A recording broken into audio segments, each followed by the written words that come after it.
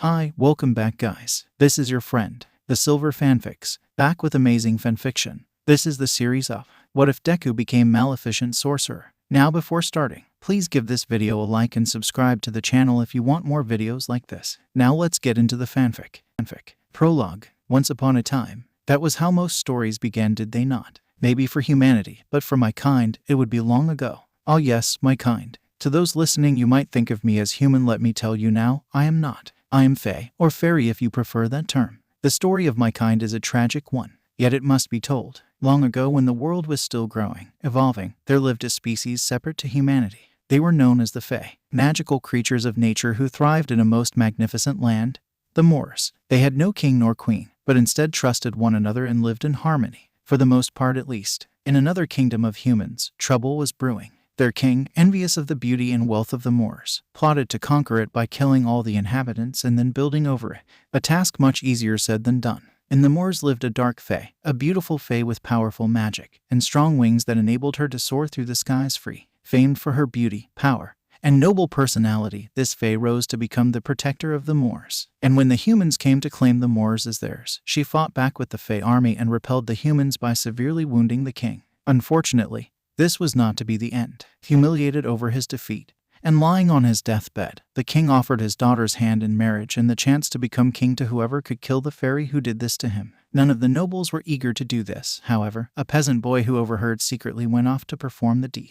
Unlike the other men, he had something over the dark fae, and that was being a childhood friend. As children, the pair met by chance when the boy attempted to steal a gem from the Moors. After returning it, the two became friends, followed by repeated visits. As they grew older, they fell in love. However, it was not to be. The boy was drawn into the temptations of the human world and left to pursue his ambitions, one of which was becoming king of the land. Now, with a golden opportunity in front of him, the boy, now man, went to meet with the fae woman. Under a pretense of warning her, the boy drugged her and prepared to kill her. However, due to years of having known her, he was unable to bring himself to do it, and so he settled for her wings instead, presenting them to the king as proof. The man was to be crowned king the next day. Upon waking, the fairy cried in anguish over the loss of her wings. For her, it was as if a part of her soul had been ripped out, and in a certain sense, it was. Her wings had been a major part of her life, and losing them brought a great deal of pain, both physical and mental. Every time she moved, she felt pain in her back, and when she walked, she had difficulty balancing herself. Though that was nothing compared to the turmoil her heart was going over, both losing her wings and her friend's betrayal. Crafting a scepter from a twig, she managed to walk again. And rescuing a raven, she turned into a man. She gained a follower who acted as her wings and later confidant. Learning from the raven the reason her friend's betrayal, she became enraged and in a large burst of magic, sealed away the Moors from the human world while crowning herself queen at the same time. Much later, her former friend had a daughter, to which there was to be a grand christening with all from the kingdom and further invited. The fae herself decided to attend, though not for the reasons everyone else did. Oh no, her reason for attending was not to bless the child with a gift, but to punish. In a terrifying appearance, she arrived at the christening and cursed the princess to prick her finger on a spindle and die on her 16th birthday. However, in a small act of mercy, she changed it to a death-like sleep, with true love's kiss being able to break the curse. The fae put up a protective barrier of thorns to keep the humans out of the Moors. Meanwhile, the king sent his daughter away to be raised by 3 fairies who were less than intelligent. The fae found them quite easily and kept an eye on the girl. Unbeknownst to her, this would continue. The fairies were not perfect guardians, so she and her ally had to step in and protect her for several years. Throughout these years, the fae would grow to care for the girl as a mother would love her child.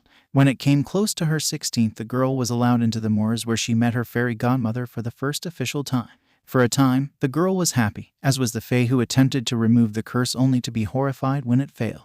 Things became worse when the girl discovered she had been cursed by her fairy godmother and in anger returned to her father. With the time drawing near, the fae and her companion took a prince the girl had taken a liking to recently and snuck him into the castle in hopes of waking her with true love's kiss. Braving the castle with various iron traps, the fae arrived at the princess's room, where she lay in a deep sleep. Oh, did I forget to mention? Iron is the weakness of fae. It burns them, kills them, in an excruciating manner. I should know better than anyone. Back to the story. The prince was unable to wake the princess because he did not truly love her at the time.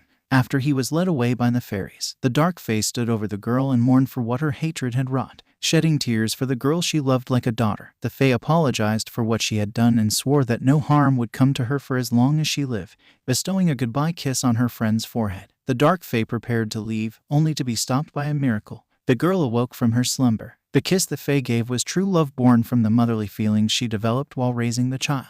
Overjoyed at being reunited with her fairy godmother, the girl asked if they could return to the moors, to which the fae accepted.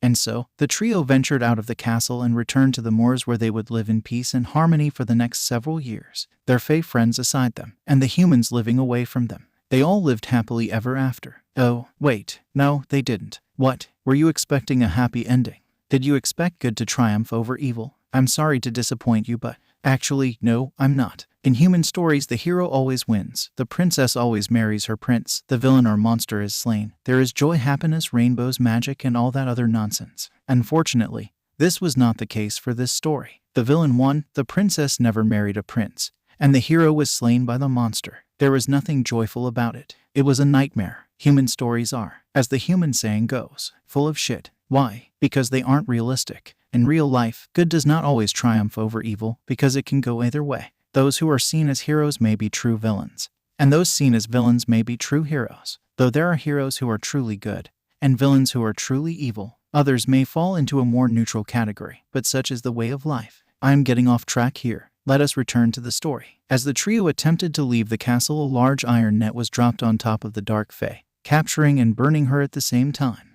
The girl tried to free her friend, only to be pulled off by a group of soldiers who came in and started mercilessly beating her with iron weapons. Using what little power she had, the dark fae transformed her raven ally into a fire-breathing dragon who pulled the net off and began to fight back. The soldiers did not waver in their attack either and continued to fight against the dragon. Seeing the fiery danger present, the fae urged the girl to flee to safety while several knights with iron shields surrounded her and cut off any means of escape. Her ally was unable to help because the knights had ensnared his mouth and wings with iron chains. Then, her former friend, the girl's father, came forward with a sight that would forever haunt and terrify her even after death. Clad in monstrous iron armor, armed with not only swords, but chains, the very chains he used to take her wings, he advanced towards her through the flames. He walked with cold and cruel eyes locked onto the fae that had caused him so much pain, with one single thought on his mind: kill. The fae, having been weakened by the previous attacks and use of magic, was completely helpless as the king attacked her. He strangled her body with iron and threw her against the throne. Weakened and with nowhere else to go, the villain stalked towards her with his sword in hand.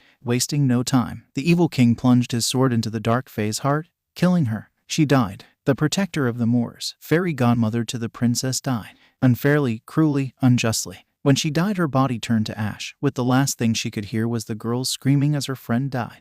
As her body disappeared, something unexpected occurred. Her soul left her body, but it did not travel to the afterlife. Do you all remember the scepter she crafted to help her walk? Her magic was infused with it, thus drawing her soul to and then being absorbed by it. And so, the fae did not die, nor did her story end for that matter. The scepter now contained magic that could be wielded by anyone, and so it was. For centuries, the scepter changed hands of different sorcerers, some pure of heart, some both heroic and villainous, but never anyone pure evil. Its wielders were unique. They possessed qualities the fae had, such as those fighting to protect one's home or those they love, those that had been betrayed, those were just trying to survive, those that sought revenge, and those that knew pain unlike anyone else. The last one applied in the next wielder, a young boy, no older than 14, possessing fluffy dark green hair and eyes. He had a weak composure combined with a meek personality. There was a certain aura of innocence and purity surrounding his heart that intrigued the scepter. However, what held the scepter's interest was the intense pain he was going through, coupled with the desire for revenge, something the fae was sympathetic towards. The boy needed her help, needed her power, needed someone, and she would give it.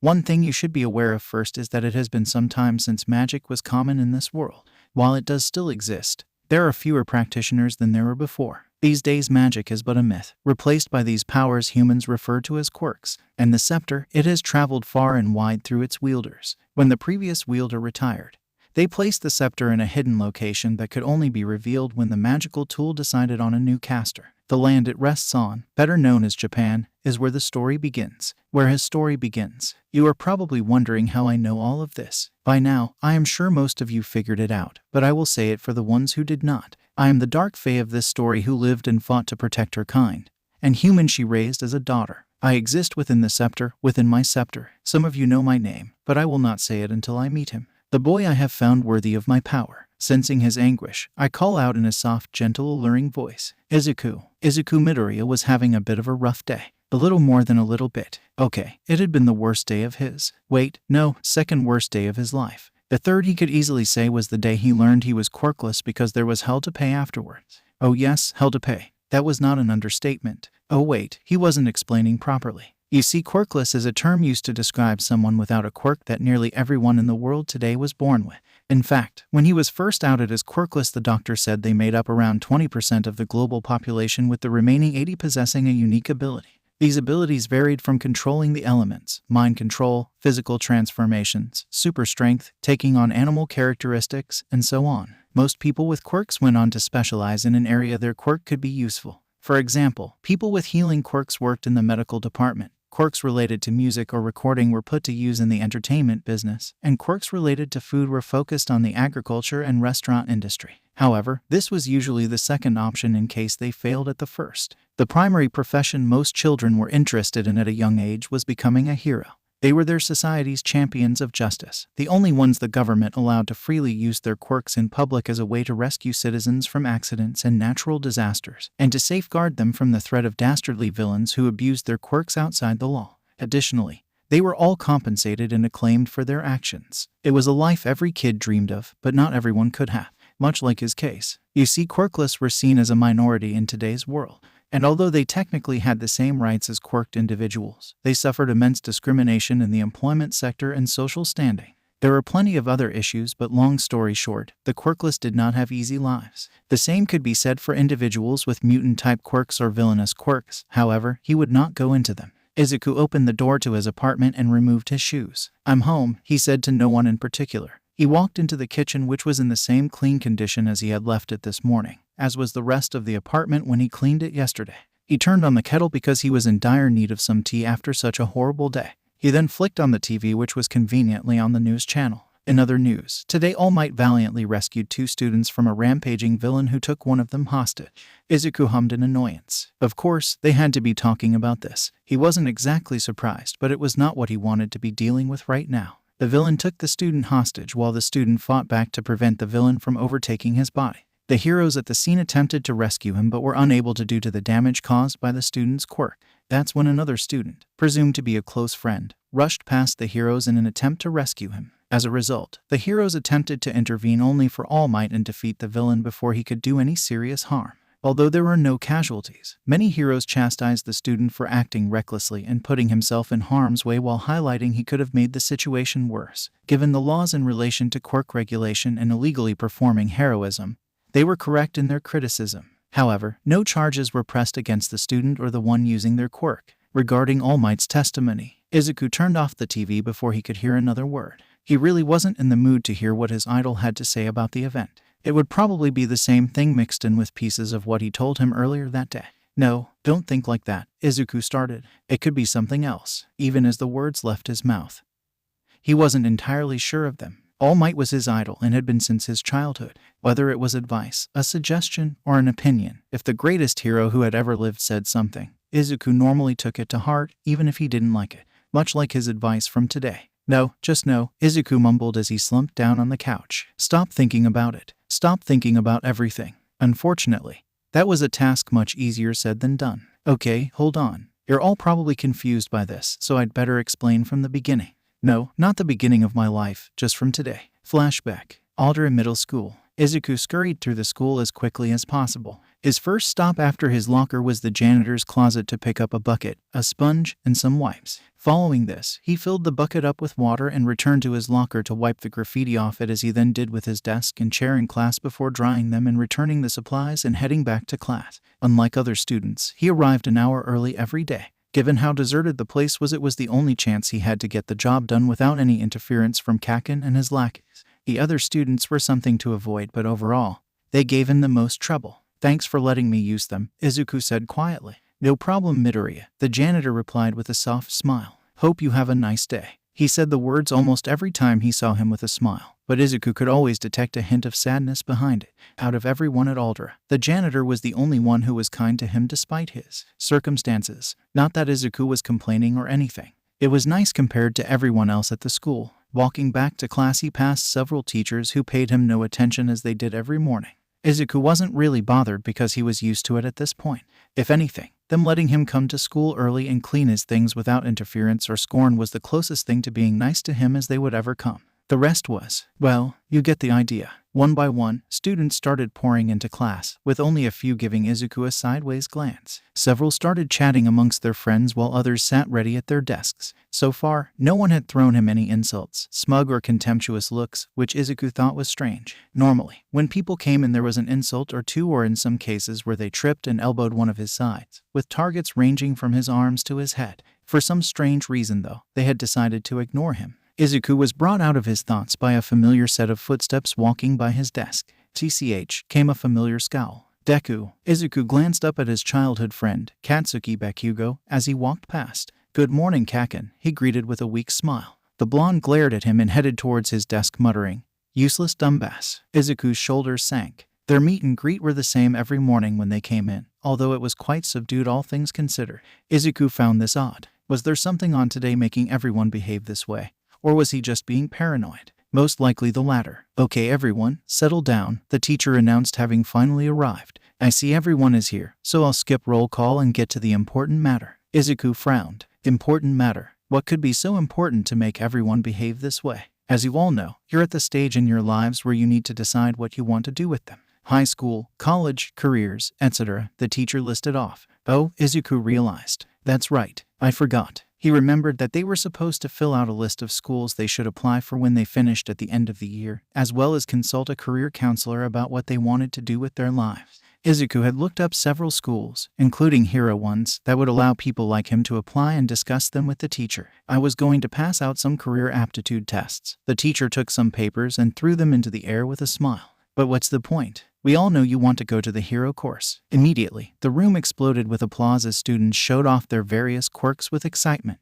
Izuku would have joined in, but he wasn't feeling it as strongly, so he just silently stared at his desk as the teacher calmed everyone down. "Hey, sensei, don't lump me in with these losers. They might be lucky to end up as sidekicks to a low-level hero in some backwater district, but I'm the real deal," Katsuki sneered condescendingly, causing an outburst of protests from his angry peers. "Whatever, I'll take you all on." Izuku sighed quietly. Was it even possible for him to be just a little respectful towards his classmates? "You've got impressive test results. Who knows, maybe you will get into UA," the teacher surmised. There was a collective murmur from the students as their anger dissipated and was replaced by surprise, and for good reason. UA High School was the top hero school in Japan and considered one of the best in the world due to its history of producing top heroes like All Might, Endeavor, and Best Jeanist, as well as many other efficient heroes. It only accepted a number of applicants every year, with even fewer getting into the hero course. Izuku flinched. That was one of the schools he had applied for, but Kaken didn't know that, not that he needed to. "That's why it's the only school worthy of me." Katsuki jumped on his desk.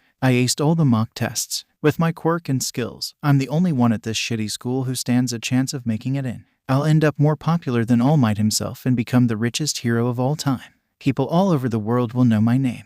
And it all starts with UA High." "Oh, that's right," the teacher remembered. "Midoriya, you wanted to go to UA as well." Izuku's blood froze as all eyes were now on him. What the F? Why? He thought bitterly. Just why? Why did the teacher announce where he wanted to go in front of the whole class? They didn't need to know. As a matter of fact, it wasn't any of their business to begin with. Almost immediately, they burst into laughter while jeering that it was impossible for him to do it because he was quirkless. Actually, they got rid of that rule a year ago, he argued weakly. It had been a major surprise when he found out, considering UAS standards for students, but one he wasn't about to question. "Sure, there's never been a quirkless hero before, but I could be the first one." As usual, his words fell on deaf ears as his classmates continued to mock him. The worst of it, however, came from Katsuki, whose furious expression could only be described as demonic. Raising his hand, Izuku knew what was about to happen before it did and leaned back. "Deku, you worthless piece of shit," Katsuki screamed as his palm smashed down on his desk and created an explosion. The result was several burn marks across Izuku's desk, along with the poor boy being sent flying onto the ground. "You're even less than these worthless extras. You really think UA would let a quirkless freak like you in when they could have me?" Sadly no, Izuku thought. Most hero schools tend to value the individual's quirk above their other traits. Well, most schools in general do. I don't think that at all, Kaken, Izuku answered weakly. It's just that being a hero is all I've ever dreamed about. It doesn't hurt to try, right? That was obviously the wrong thing to say. You really think you could stand with the best of the best? Katsuki sneered. A weakling like you would die in the exam. Poor defenseless, quirkless, Deku. This school is shitty enough with you here. You really want to embarrass it more by fucking up the exam. Yeah, another student joined in. You'd only end up embarrassing yourself like you normally do. Not to mention that UA abolishing the rule was just a publicity stunt. Another student added. There's no way they would actually allow you in. Someone like you can never be a hero, so just give up already, came another taunt. Other students laughed at the display while the teacher went through his phone, seemingly unaware of what was happening.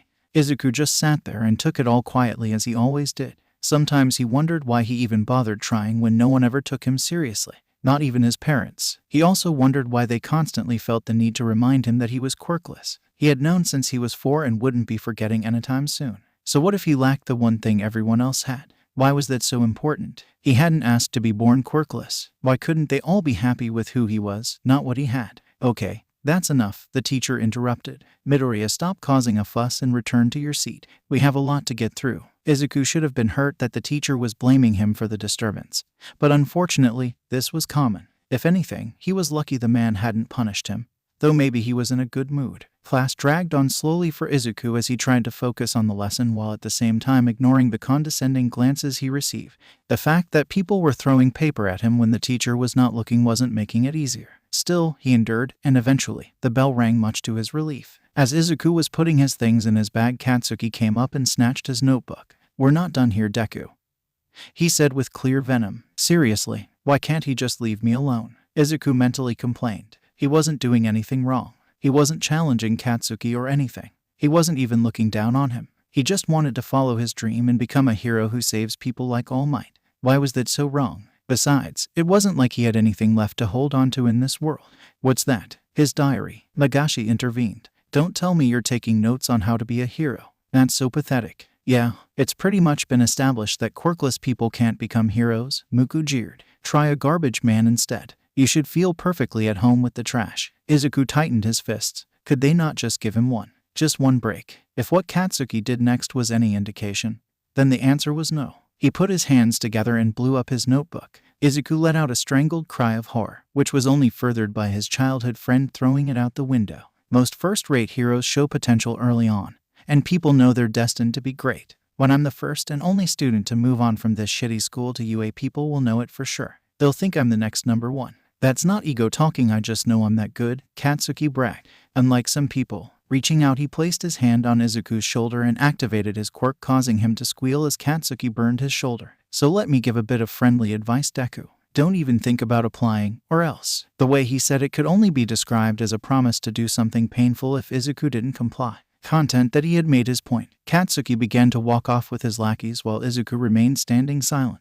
He finally gets it. He'll never be a hero, Nagashi gloated. Better to find out now than later. At least it'll save him the humiliation when he fails afterwards, Muku added. Right at the door, Katsuki turned with a smug look. You know, if you really want to be a hero that badly, there might be a way. Take a huge swan leap off the roof and pray you'll be reborn with one in your next life.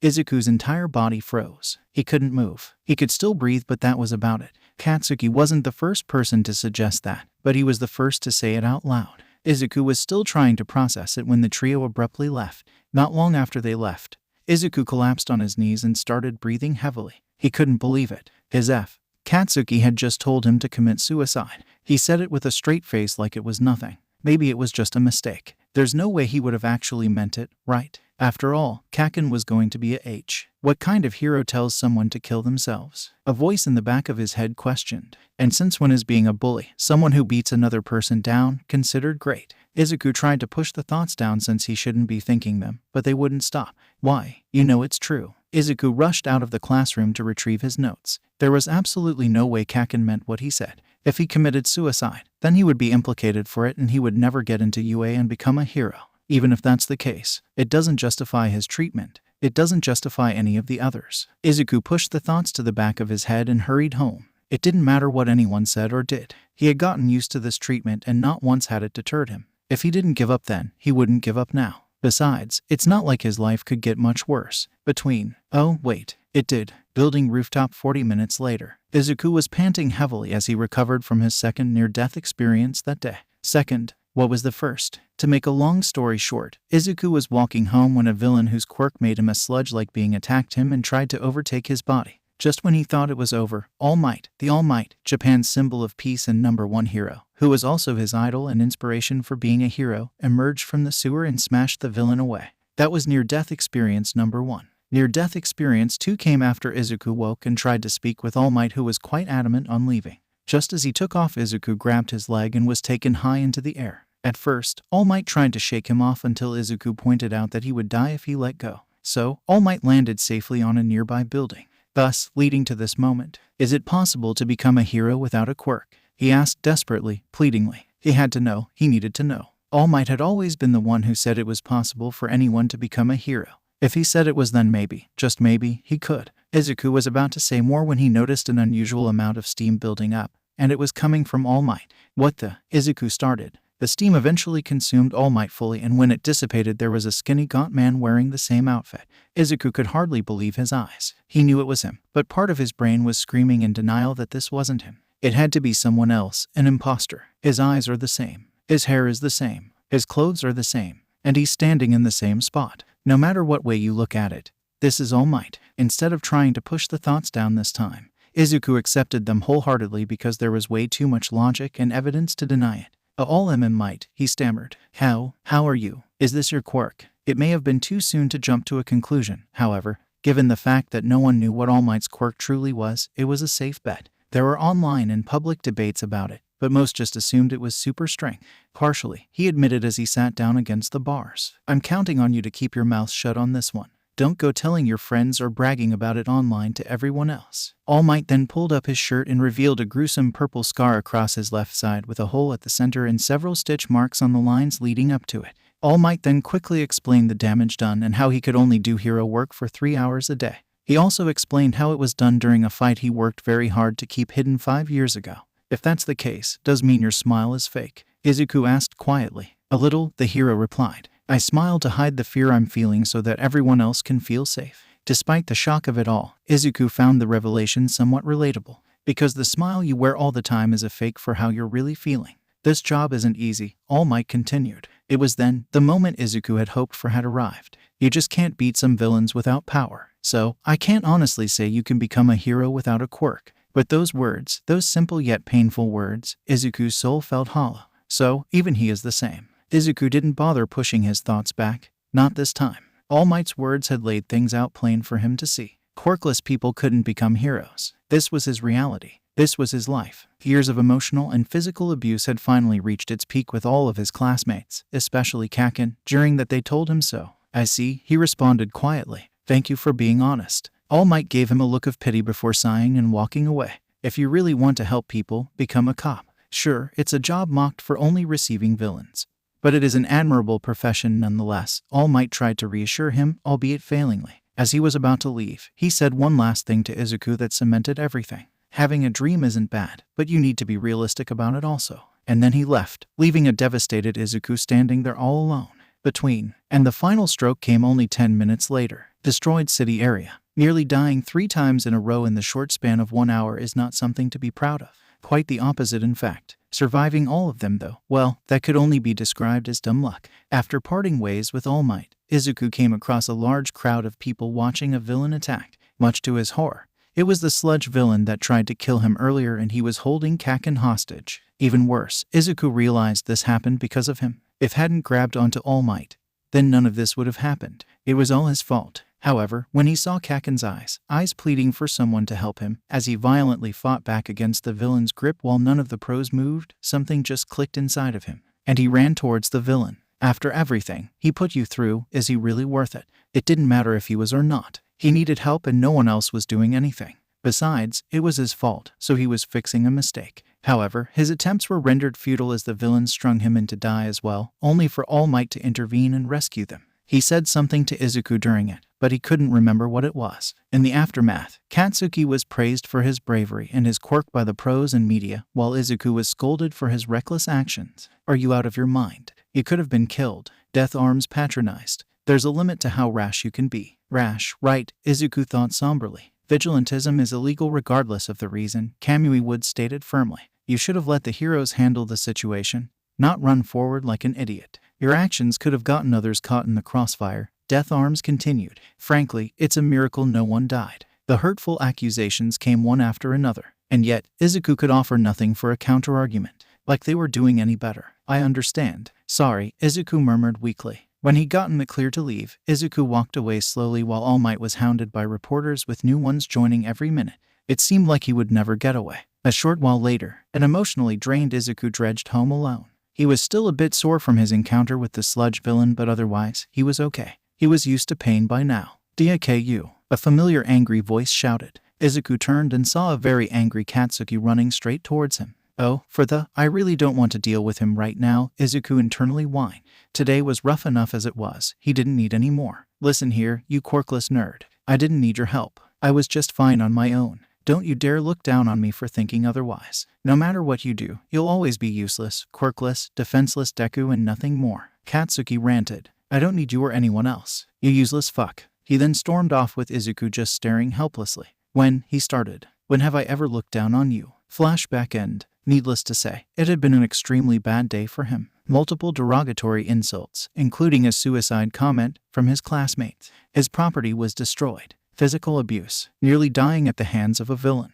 Being told straight to his face by his idol that he couldn't be a hero because he was quirkless. Causing a villain attack and then getting scolded by the pros afterwards. And then receiving more verbal abuse from a friend. Tears started falling down from his face as he scrunched up into a ball on the couch. Why? Just why? He questioned. What did I ever do to deserve all of this? Was it being born quirkless? I didn't ask for that. It's not my fault. It's not my fault. Memories he tried suppressing on a daily basis started to resurface. Memories of him being verbally abused by his peers. Memories of him being tripped up, shoved into lockers or trash cans. People throwing paper at him and then being made clean it up afterwards. Or people accidentally tripping into him while simultaneously elbowing him. Memories of people beating the shit out of him because he did something wrong. The death threats. Memories of his teachers never coming to help and giving him detention for the smallest of things. However, most of it was done by Katsuki with many others joining in. Maybe I should take a swan dive and hope I'll be reborn with a quirk, he lamented. It's not like I've got a lot of options at this point.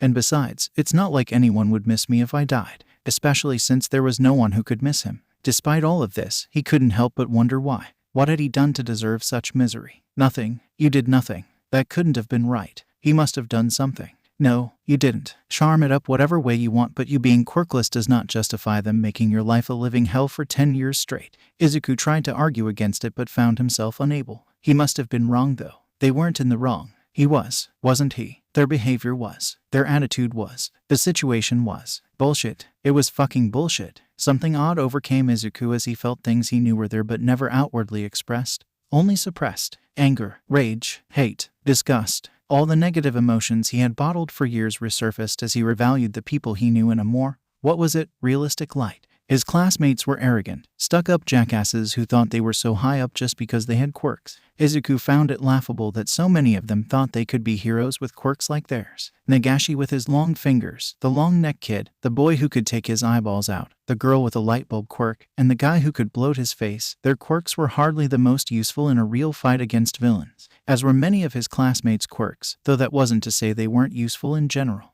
His teachers were utterly incompetent. They turned a blind eye to the bullying just so students could feel good about themselves. Not to mention they weren't even that good at teaching. Izuku could remember several times when they had made a mistake on the board, and he'd had to look up the proper explanation later. All Might was a liar. He said anyone could become a hero, but their meeting today proved otherwise. Izuku wouldn't say he hated him, but he certainly didn't view him as an idol anymore. And Bakugo was the worst of them all. He was a stuck-up, self-entitled piece of shit who never thought twice about crushing his dreams and self-worth. He wasn't his friend and hadn't been for years. Friends don't kick the shit out of you every day of your life just because you tried to help them out of a river. He wasn't his friend. He was his bully, his day-to-day tormentor and nothing more. The fact was going to get into UA and become a hero while getting off scot-free with everything he had put him through made Izuku's blood boil. It isn't fair. None of it's fair, Izuku growled. I followed all the rules, kept inside the lines, and never asked for anything else. I worked so hard, and no one seems to care. The image of his tormentors' faces entered his mind again, as did All Might's. I don't care anymore. I've had enough. I'm tired of pretending everything is okay when it's not. A small tear fell from his face. If they all get what they want, then where's my happy ending?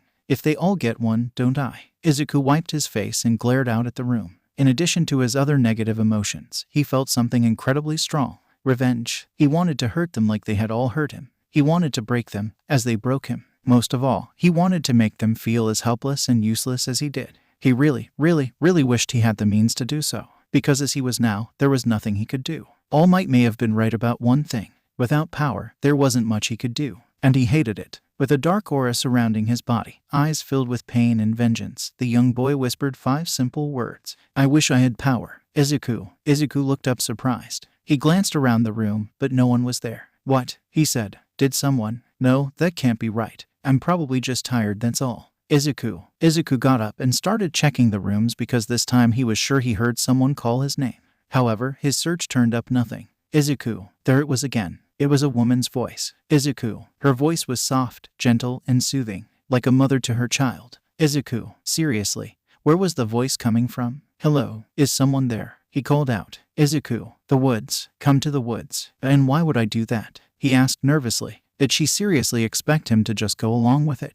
You could be some villain for all I know. After today, he felt he was justified in being paranoid. Izuku. Come to the woods. Again, why would I? He questioned as he grew more tired. Izuku. Come to the woods. Unless SSYUTT tell him me. Why? Izuku found his vision failing as he struggled to remain conscious. Izuku. Come to the woods. For several moments, Izuku remained still. Then he started walking towards the door and put his shoes and coat on. Exiting the apartment, Izuku started walking in a direction he didn't normally. A short while later, Izuku was awake, or at least conscious. He knew he was moving through a quiet town. He could see his surroundings very clearly. Few people were moving out and about with others socializing in restaurants. None of them paid him any heed as he passed by. Izuku. Come to the woods. The voice was becoming louder now, stronger. Was he getting closer to the source? Just a little bit more, Izuku. Then we can talk properly. Who was this woman? How was she communicating with him from such a great distance? Was it a quirk? No, it had to be something more than that. Izuku knew there was some power behind the woman's voice. A voice so soft, yet so beautiful and captivating that it was no surprise that someone would follow it. However, what made no sense was the effect on his body. Even though he was very much aware of what was going on, Izuku's body was moving on its own and he couldn't stop it. Please keep walking. You're so close now. Izuku entered the forest alone with nobody there to stop him. The forest was bigger on the inside than out with a multitude of flora and large near the pathway. Funny, I don't think I've ever been here before, he thought. Not even with Mom. Take a left and continue onward. Izuku's body did as it was told and Izuku found himself straying from the path as he proceeded towards a darker section of the woods. In the distance, he could see a faint glimmer of green light. Go to it and you will see. Izuku did as he was told and moved towards the light. With each step he took, it became bigger and brighter. Fear plagued Izuku's mind as he walked towards the unknown, but also curiosity. There was something alluring about the light, something enchanting. As he walked, plants started to part ways much to Izuku's wonder. He still wasn't sure if it was a quirk or not but decided not to question it for now. As he came to an end, he heard the voice again. At long last, you're here. Izuku entered what looked like a dome made up of blackthorn vines and various flowers on the ground. At the center of the dome lay an object that had Izuku's full attention. A scepter. It was nearly as tall as him, made of wood with a glass sphere at the top. The green light that had been guiding Izuku was emitting from the sphere and was lighting the whole room. As soon as he laid eyes on it, Izuku felt control of his body return, causing him to gasp. What? Izuku started before closing his mouth. There was only one question he had on his mind, only one that mattered. Who are you? For a minute, there came no answer. Someone like you. Someone who was badly hurt and wronged simply for being what they are. Someone who lost the things most precious to them and were continuously walked over even after. The voice hesitated for a moment. But also like you, I am someone who wanted revenge against those who wronged me. Izuku frowned. How could she possibly know that about him? He hadn't even wanted those things until earlier. I sensed your pain. Out of the millions in this land, I sensed you because it was as strong as mine was. Izuku was a bit unnerved by that.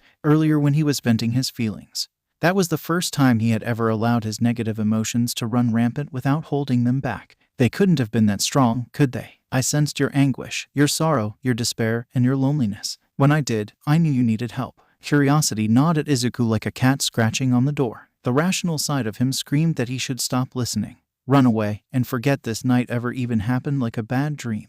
However, another part of him wanted to continue listening, because for the first time in years, someone wanted to help him. Up until now, the only one to help him was himself. How? Izuku said nervously. How would you help me? The scepter. I want you to take it and claim its power. Become its next wielder. Okay, now Izuku was just confused. Power, wielder, he muttered. Is it some sort of weapon? In a manner of speaking, it can be used as a weapon, but it may also be used for other practices. Its past users range from combatants to healers to architects to guardians.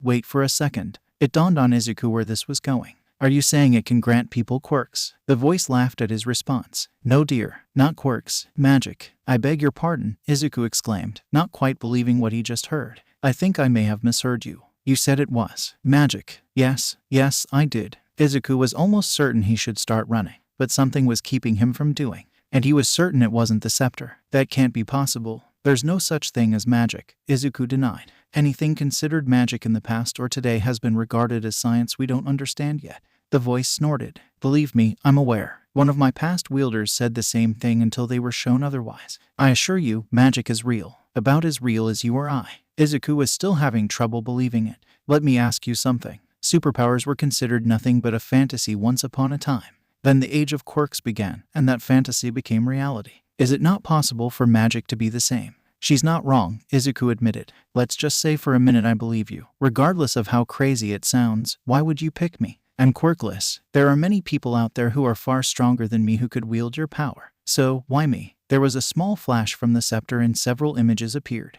Izuku helping Katsuki out of the river. Izuku defending another child from Katsuki and his lackeys. Izuku being polite and friendly towards others, regardless of their attitude towards him. Izuku saving Katsuki from the sludge villain. Izuku helping a few people through small acts. Izuku watching heroes save other civilians with a smile on his face. And several of Izuku with his mother. I don't care if you are quirkless. In fact, several of my past wielders were and they were some of the best. You want to know why I deemed you worthy of my power? It isn't just because our pain is similar. It isn't just because you want revenge. It's because even with all of that, and after everything you have been through, you still have a good heart. Whether that remains after taking my power or not, I do not know. I do know I would rather have my power bestowed upon someone pure like you than someone who isn't.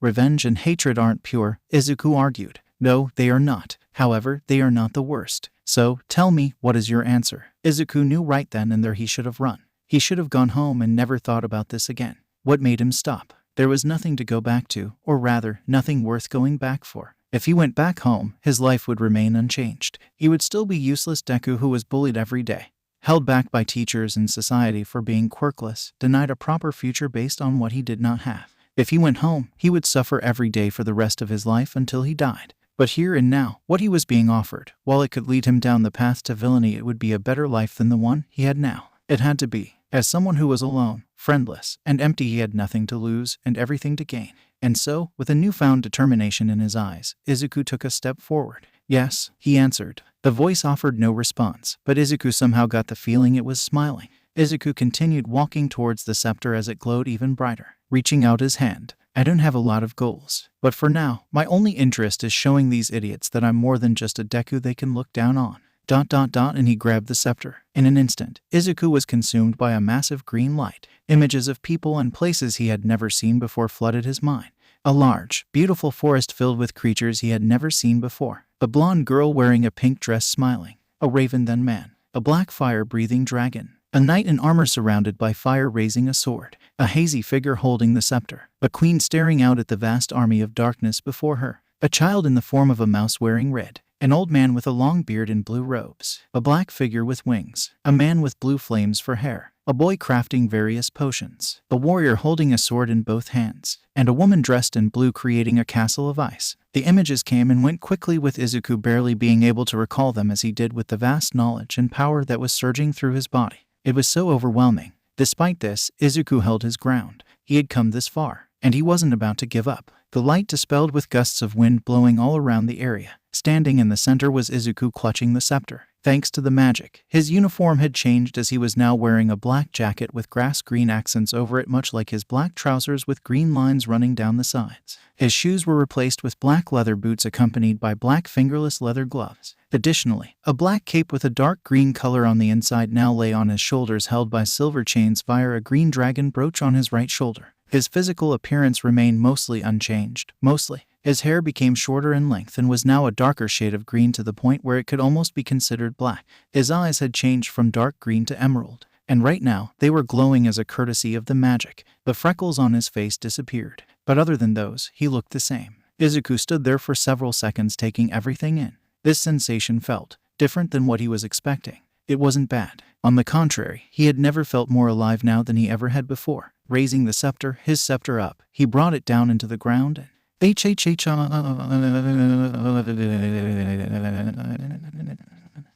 screamed as a large beam of green energy blasted from the scepter upwards, searing through the wood and into the sky.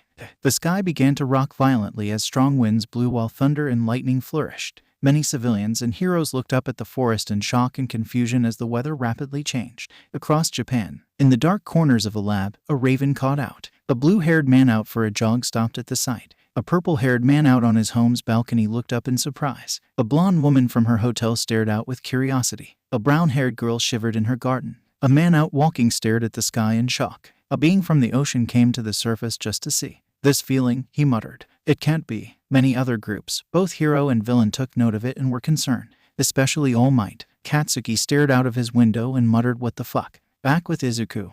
The light from the scepter dissipated, much to Izuku's satisfaction. Then, for the first time in a long time, he smiled. A true, genuine smile. Now, let's begin. Izuku was flying. Or at least, he thought he was. He was moving above the ground at a reasonable speed. Flap, flap, flap. Something was flapping loud in the background. Izuku turned and saw it was wings. Big brown wings. How and why he got them he did not know, nor did he care. The sheer sensation of flight felt incredible. The wind in his face, the ways he could soar higher than descend, and the immense freedom of maximum mobility. It was a thrill only few could dream of. Izuku wondered if this was how heroes like Hawks or Airjet felt when they flew through the sky. Strangely enough, neither of them ever talked about it during interviews, nor did anyone think to ask. As he soared through the sky, Izuku took note of the land he was flying over. He could see there were multiple trees and rivers stretching throughout the area, indicating that the region was a forest. However, there were some mountains. He wasn't alone either. Not counting the birds in the sky, Izuku noticed several animals with unusual shapes.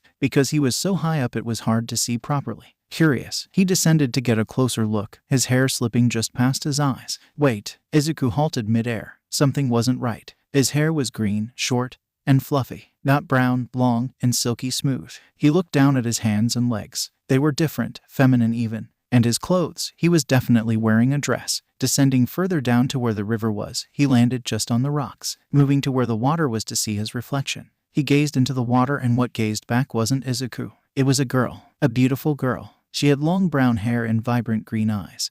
But her most striking feature was the horns above her head. Her facial features showed she was not Japanese, but perhaps from Europe. And her wings, oh god, her wings, they were huge. How was she able to walk around with them like that? Sparks suddenly started to fly from his hand, or more like a yellowish aura. Izuku gazed at it mesmerized. He then looked back at the girl's reflection. Who? Not his voice came out. Izuku's apartment. Izuku's eyes fluttered open. Glancing around slowly, he noticed that he was in his bedroom. What the? He couldn't remember falling asleep, or even coming in here. Trying to sit up, Izuku felt a sharp stab of pain in his head. A headache. Well, he had been through worse. Then nausea started, causing Izuku to run to the bathroom and puke out whatever was there. He groaned in pain. Maybe I should go see a doctor. It's not like I was gonna go to school today or tomorrow. After yesterday, maybe he should consider a vacation. Thanks to his father, it was well within his price range. The man himself would not bat an eyelash, so long as Izuku didn't cause him any trouble. He doubted the school would notice his absence. Sure, they might call, but a couple of simple explanations and they'd drop it.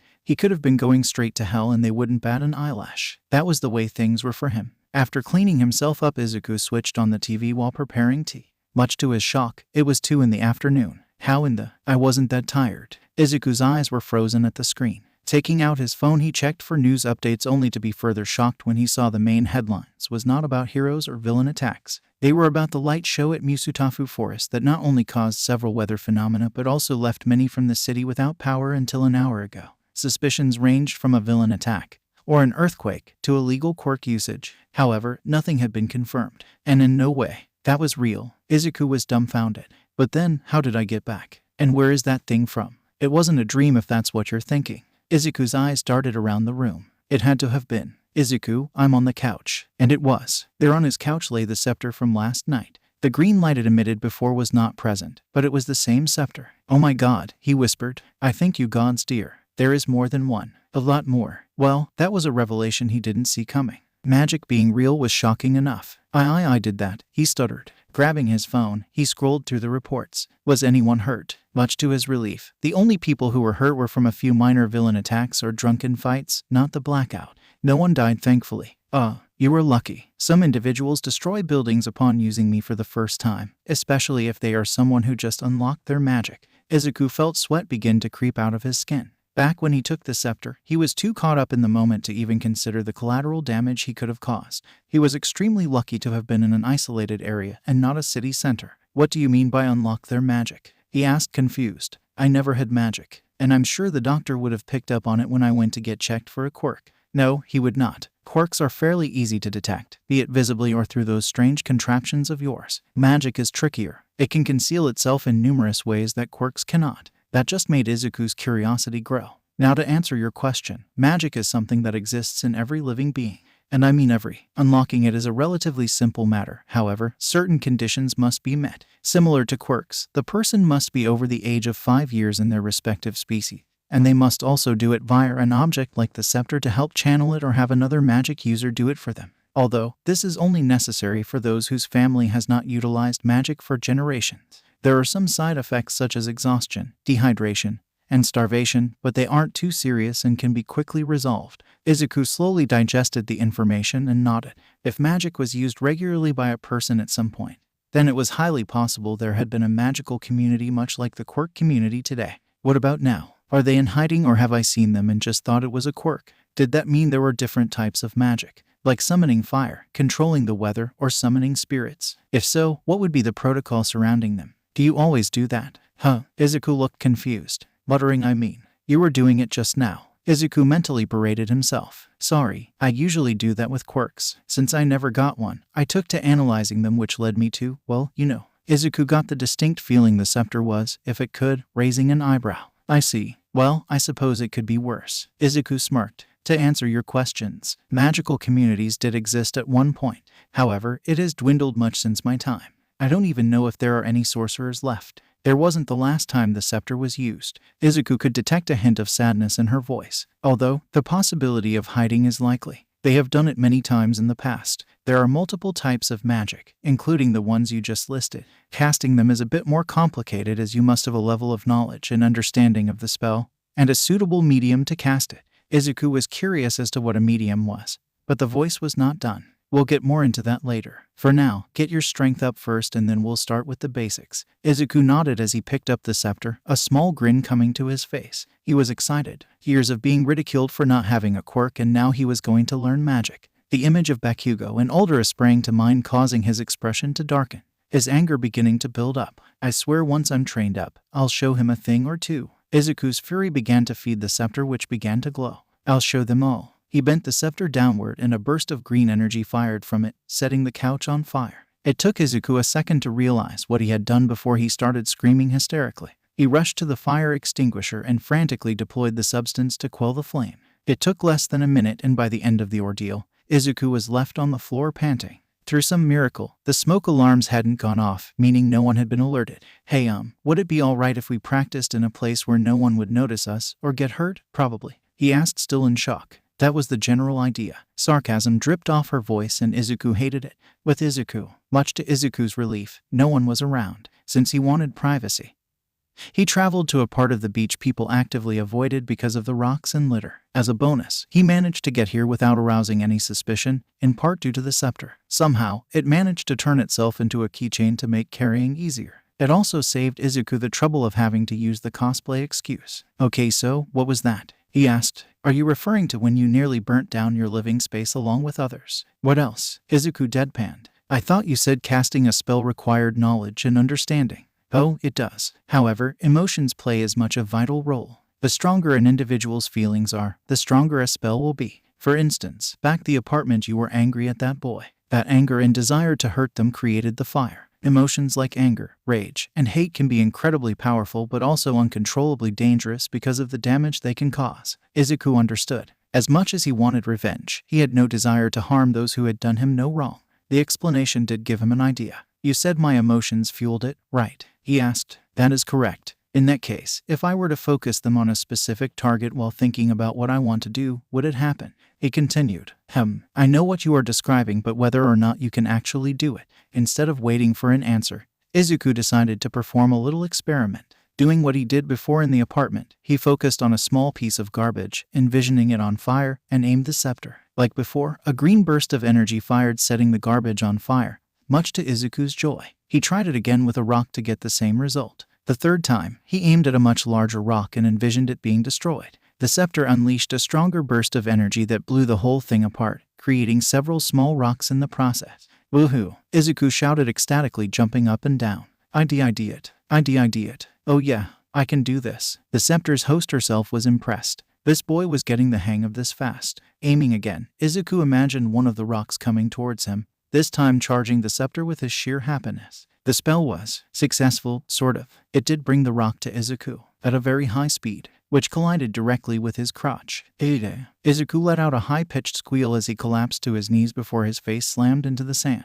The scepter glimmered faintly. On second thought, across the city, it was a quiet day in Musutafu City. A very quiet day. Citizens went about their daily routines. Others remained at home because there was no power in their workplace or schools, and several trains were out. Heroes patrolled their respective areas while the police remained on standby. However, there were no villain attacks or accidents that warranted anyone's attention, something not so unusual but more so rare. Indeed, it was a rare quiet day. Although, quiet did not necessarily mean silent. The light show from Musutafu Forest had become the talk of the town or country in this case. The event was all over the news, both national and international. Citizens were discussing it with their neighbors, while those online started spreading various theories about what could have happened.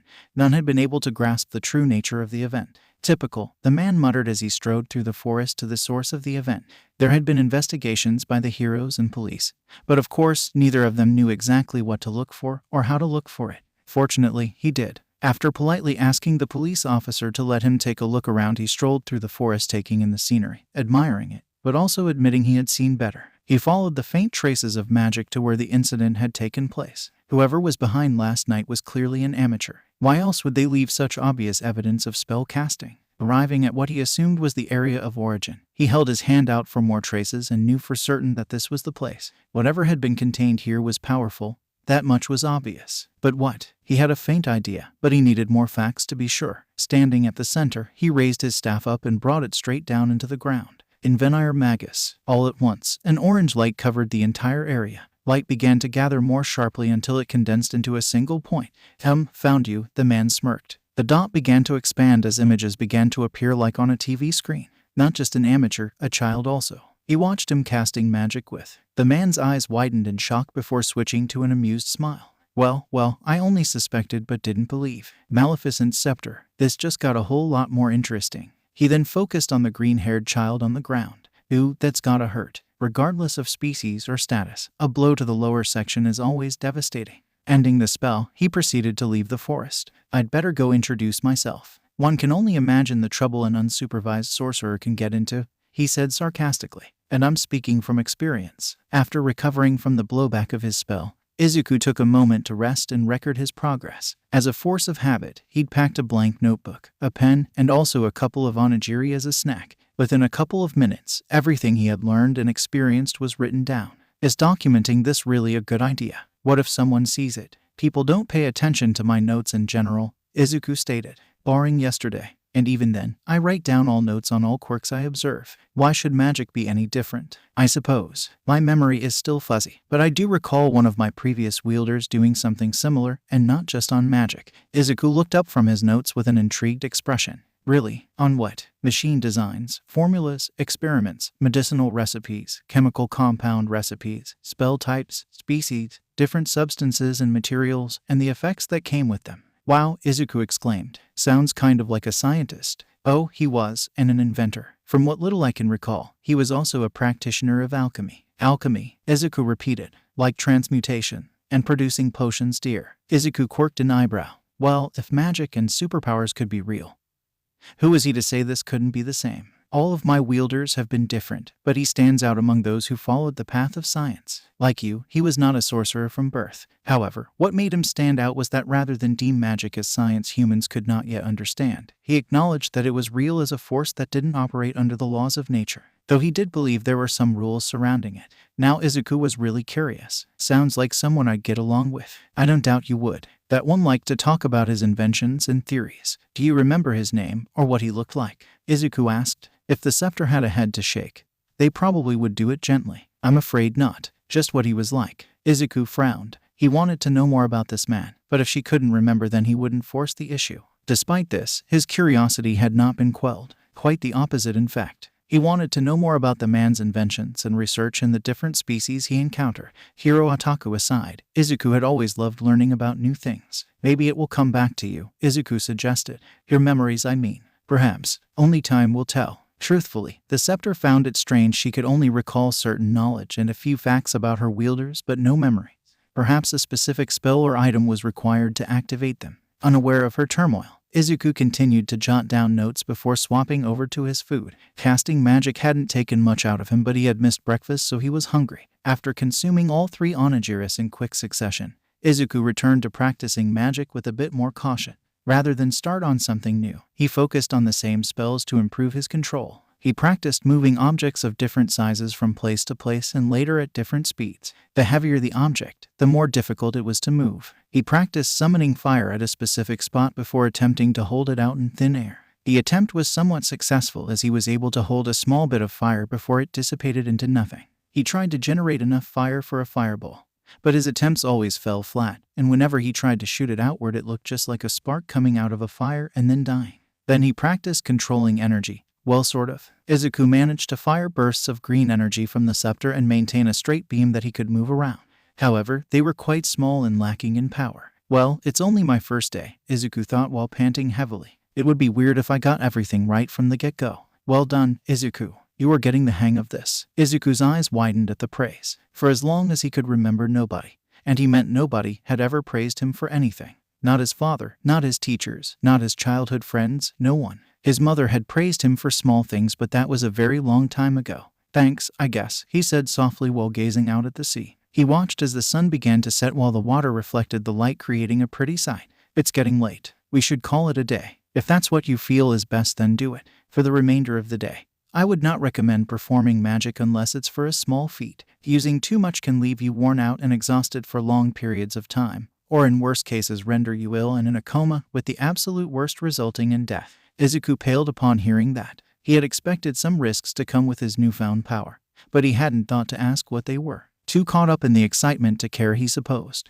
Then again, the risks weren't too different to what people experienced with quirks. The more you use magic, the more accustomed your body will become to the sensation. Eventually, you'll be able to cast stronger magic for longer bouts of time with little strain. That did appease Izuku somewhat. Is there anything important I should know about in general? The scepter did not answer immediately. There are probably several things you should know, but if I had to pick one, it would be the alignment of magic. Alignment, Izuku repeated. Like good and evil. Yes, throughout history, many beings, both human and non-human, have said that magic was divided into 2 categories, light magic and dark magic. Those who used positive emotions and certain arts for good were said to use light magic, while those that did the opposite for evil were dark magic. However, neither was right. In truth, magic is neither good nor evil, only the wielders. Magic in general is neutral. Izuku could see where she was coming from. In modern times, some quirks were considered villainous, yet there were still people who became heroes with them. There were also villains with specific quirks that some of the populace questioned why they didn't become heroes. Found you. Izuku jolted as a strange sensation suddenly coursed through his body and ended after only a second.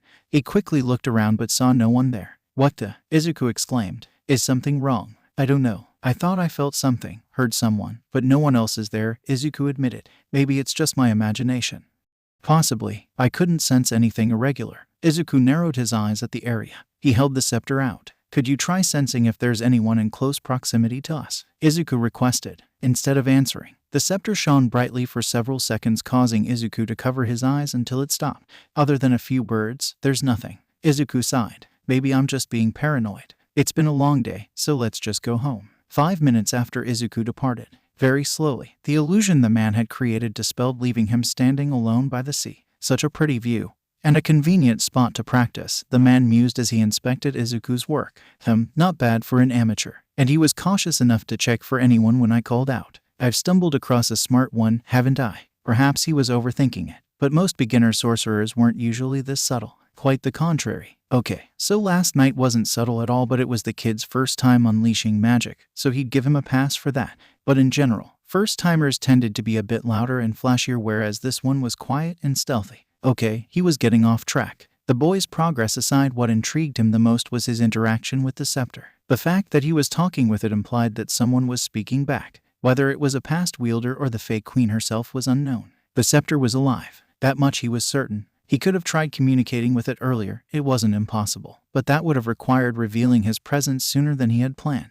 They would be talking soon enough, though. Very soon. Rest up, little sorcerer. You'll need it tonight when I visit. With Izuku. As a small reward for his efforts today, Izuku was treating himself to his favorite dish, katsudon. He was going to save it for the weekend, but decided now was as good a time as any. Katsudon in any form is delicious, Izuku decided. After finishing his meal, Izuku took a quick bath to freshen up and then changed into his pajamas. He made himself a cup of tea and began to jot down more notes on what he had learned. He divided it up into different sections, focusing on a different spell for each one. So far, they were divided up as followed: pyrokinesis, telekinesis, energy manipulation. Given that this notebook would contain information about spells he could cast, Izuku decided to start several on other areas. For what he learned today, there would be one on magical facts and history, one on theory, and perhaps one on magical races and alchemy. There would be many new notebooks for each new topic that came up in the future. What odd names, maybe for you, but these would be the modern names for what I did, Izuku explained. Moving fire and objects without touching them. Controlling energy. The names are just a small way to describe them.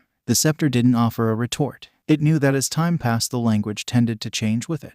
Pity there aren't books about magic or topics related to them. They could really help me, Izuku lamented as he stood up. There used to be. Whether or not they still exist or have been destroyed is a question I can't answer. And even if they do still exist, any sorcerer who owned them would have kept them hidden from public view for safekeeping, or to prevent them from falling into the wrong hands. Wrong hands, Izuku repeated. Like an evil sorcerer, or a villain. I remember you saying magic existed in every living being. Correct. If they fell into the wrong hands, what is in those books could cause much damage, not all of which may be repairable. Izuku frowned. That seemed reasonable. But what exactly qualified as the wrong hands? Could he fall into that category? The scepter had accepted him, but even so. Ping, ping, ping. Izuku jumped at the sudden sound and grabbed the scepter on instinct. His eyes darted around the room until they came across the source of the noise. On the ground not too far from him was a blue marble rolling steadily towards him. Izuku, who knew his apartment like the back of his hand, was baffled by its sudden appearance. That didn't belong to him or either of his parents, and he couldn't have missed it when cleaning. The marble came to a sudden halt, which only confused Izuku further because the floor it was rolling on was hard and smooth. It shouldn't have stopped until it hit the carpet. What the? Izuku started. It's showtime. They spoke in English, but Izuku could understand. What concerned him most was the voice. It was the same one he had heard at the beach. Without warning, the marble exploded into a flash of light, blinding Izuku. Izuku slowly opened his eyes, still holding onto the scepter. Physically, he was fine, although his attire remained the same. Izuku, are you okay? I'm alive, he said softly. Where are we, though? Izuku recognized the area as part of the city and has made an occasional trip. There were cars, traffic lights, street lamps, buildings, shrubbery, post boxes, and even a playground just like he remembered, only not entirely. The first thing Izuku noticed was the lack of people present. The area was completely deserted, which was odd since it wasn't late enough for everyone to be at home. The street lamps weren't on even though it was past the time when they should be. However, what struck out the most was the lighting. It was blue, turquoise to be specific. The color of the objects was normal, but the lighting was all wrong. Glancing up at the sky, Izuku was shocked to see that there was neither the sun nor the moon above him. Izuku, this isn't a quirk, it's magic. Izuku's eyes widened. Magic? Are you sure? This entire place is made of it? I can feel it. Izuku didn't doubt her for a second. This was her expertise, whereas he's only been studying for a day. The only thing I can't sense is the caster. He must be concealing his presence. Izuku bit his lip. Must be, because you didn't pick up on him at the beach. What? That man, his voice. I heard at the beach just before we left, Izuku explained. It's why I asked you to check if there was anyone there. For a moment, the scepter remained silent. Izuku couldn't tell if she was frustrated at not detecting the intruder or trying to figure out how he communicated without her knowing. It's possible he spoke to you with his mind. It would have been a safe way to communicate without alerting me. Izuku's blood went cold. You've got to be kidding. There's magic for telepathy, mind reading and control and all that. I wouldn't have called it that, but yes, reading a person's current thoughts is simple. Looking through their memories is a bit harder. Controlling a person's mind is quite hard. The difficulty of performing them depends on how strong the person's mind is and mentally fortified they are, and vice versa. The caster must extra cautious as well because they may end up breaking the person's mind. And believe me, the aftermath of that is not pretty. Izuku could feel sweat coming along. The way she described it wasn't dissimilar to mental quirks he had researched online. If his attacker could do the same, then he was done for. I don't think it's something you need to worry about for the moment. This intruder clearly is no amateur. If they wanted to, they could have easily incapacitated you in your home. It's also possible that mind control isn't their speciality. I'll leave that to your imagination, young miss. A cheery voice rang out close to Izuku. Or is it old miss? I really can't tell. Izuku's eyes darted around trying to find the source. Right behind you, kiddo. Izuku swung around and saw standing a few meters down the road a man dressed in black. Specifically, he wore a large black coat that covered his entire body, with the hood covering his entire head and obscuring his face, accompanied by black boots. From what little a person could see, he was wearing black trousers. He held a silver stick with a yellow top over his left shoulder, with the other hand on his hip. Raising his free hand, he offered a small wave. Yo, Izuku took a defensive stance and aimed the scepter at the intruder. Who are you? He demanded. What do you want? The man stared at him nonchalantly, pointing a stick at someone. How rude. Were you not taught any manners growing up? You attacked me without warning and brought me here against my will.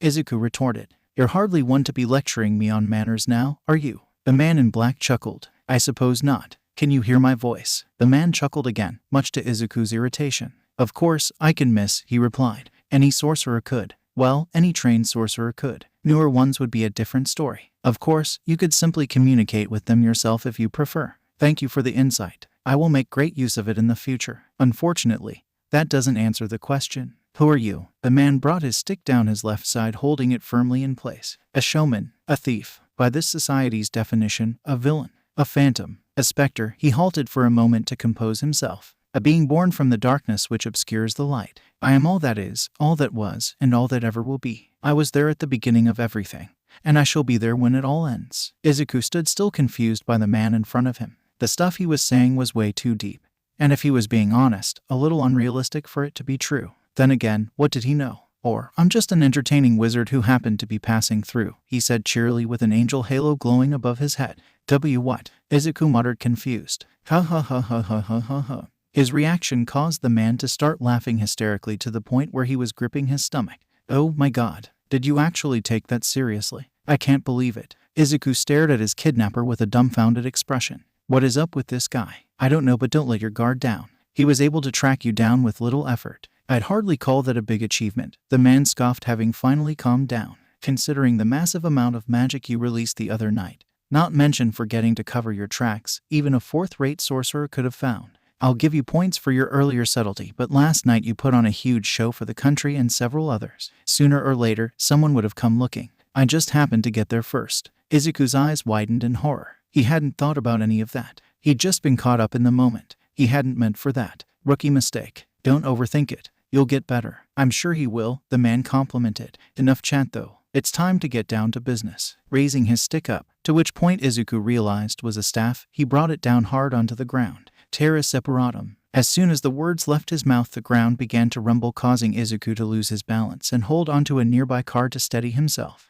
You've got to be kidding me. An earthquake. Izuku thought, horrified. How can oh crap. Izuku ducked behind the car just in time to avoid the fissure forming where he stood. He watched as the fissure slowly got bigger as a bright light shot straight up the road. When the rumbling stopped, Izuku stood up and glanced towards the man, only to see that he had disappeared. Izuku stared at his work. The fissure was narrow, but one look inside and he could tell it was very deep, making him wonder why the man stopped. One thing he did notice was that nothing behind where the man's staff connected was unscathed. Run, now. He didn't need to be told twice. Izuku ran barefoot through the street and up towards the playground. If there were woods here, it would provide him with some cover. As he ran through the playground, boom, an unknown force collided with Izuku's back, sending him crashing down. Izuku barely brought his arms up to prevent his face from colliding with the swing chairs. Without warning, the earth moved upward and threw him through the swings, where his body collided with hard ground. Izuku groaned. His arms were sore from colliding with the swings, while his back was sore from colliding with the ground and a cheap shot from earlier. Still, it wasn't anything he couldn't handle as he stood back up, scepter in hand. Clap, clap, Clap. Izuku gazed upward and saw the man clapping on top of a nearby building. A blast like that would leave even a pro struggling to get up. Yet you're like it's no big deal. I'm impressed, the man applauded. What's your secret? Exercise. Yoga. I'm used to pain, and lots of it, Izuku said in a low voice. Physical and emotional. That sounds dark, the man admitted calmly. You a masochist or something, kid? If you are, I've got nothing against it. But I do know a few therapists if you want some help. Izuku could feel veins standing on his forehead as his anger charged the scepter. Fuck you, he screamed. He didn't even think about the spell he wanted to cast. Only that he wanted to hurt this man. Hence, why even he was surprised when a large green fireball shot straight from the scepter towards the man who remained unfazed. Pointing the head of his staff towards the flames, he stood firmly. Much to Izuku and the scepter's shock, the fireball stopped mid-air. The sorcerer pulled it forward and spun it around his body, showing he was the one in control of it now. To further emphasize it, the color of the fireball changed from green to dark orange. Tut, tut, tut. Reckless casting like that will get you killed, little green bean.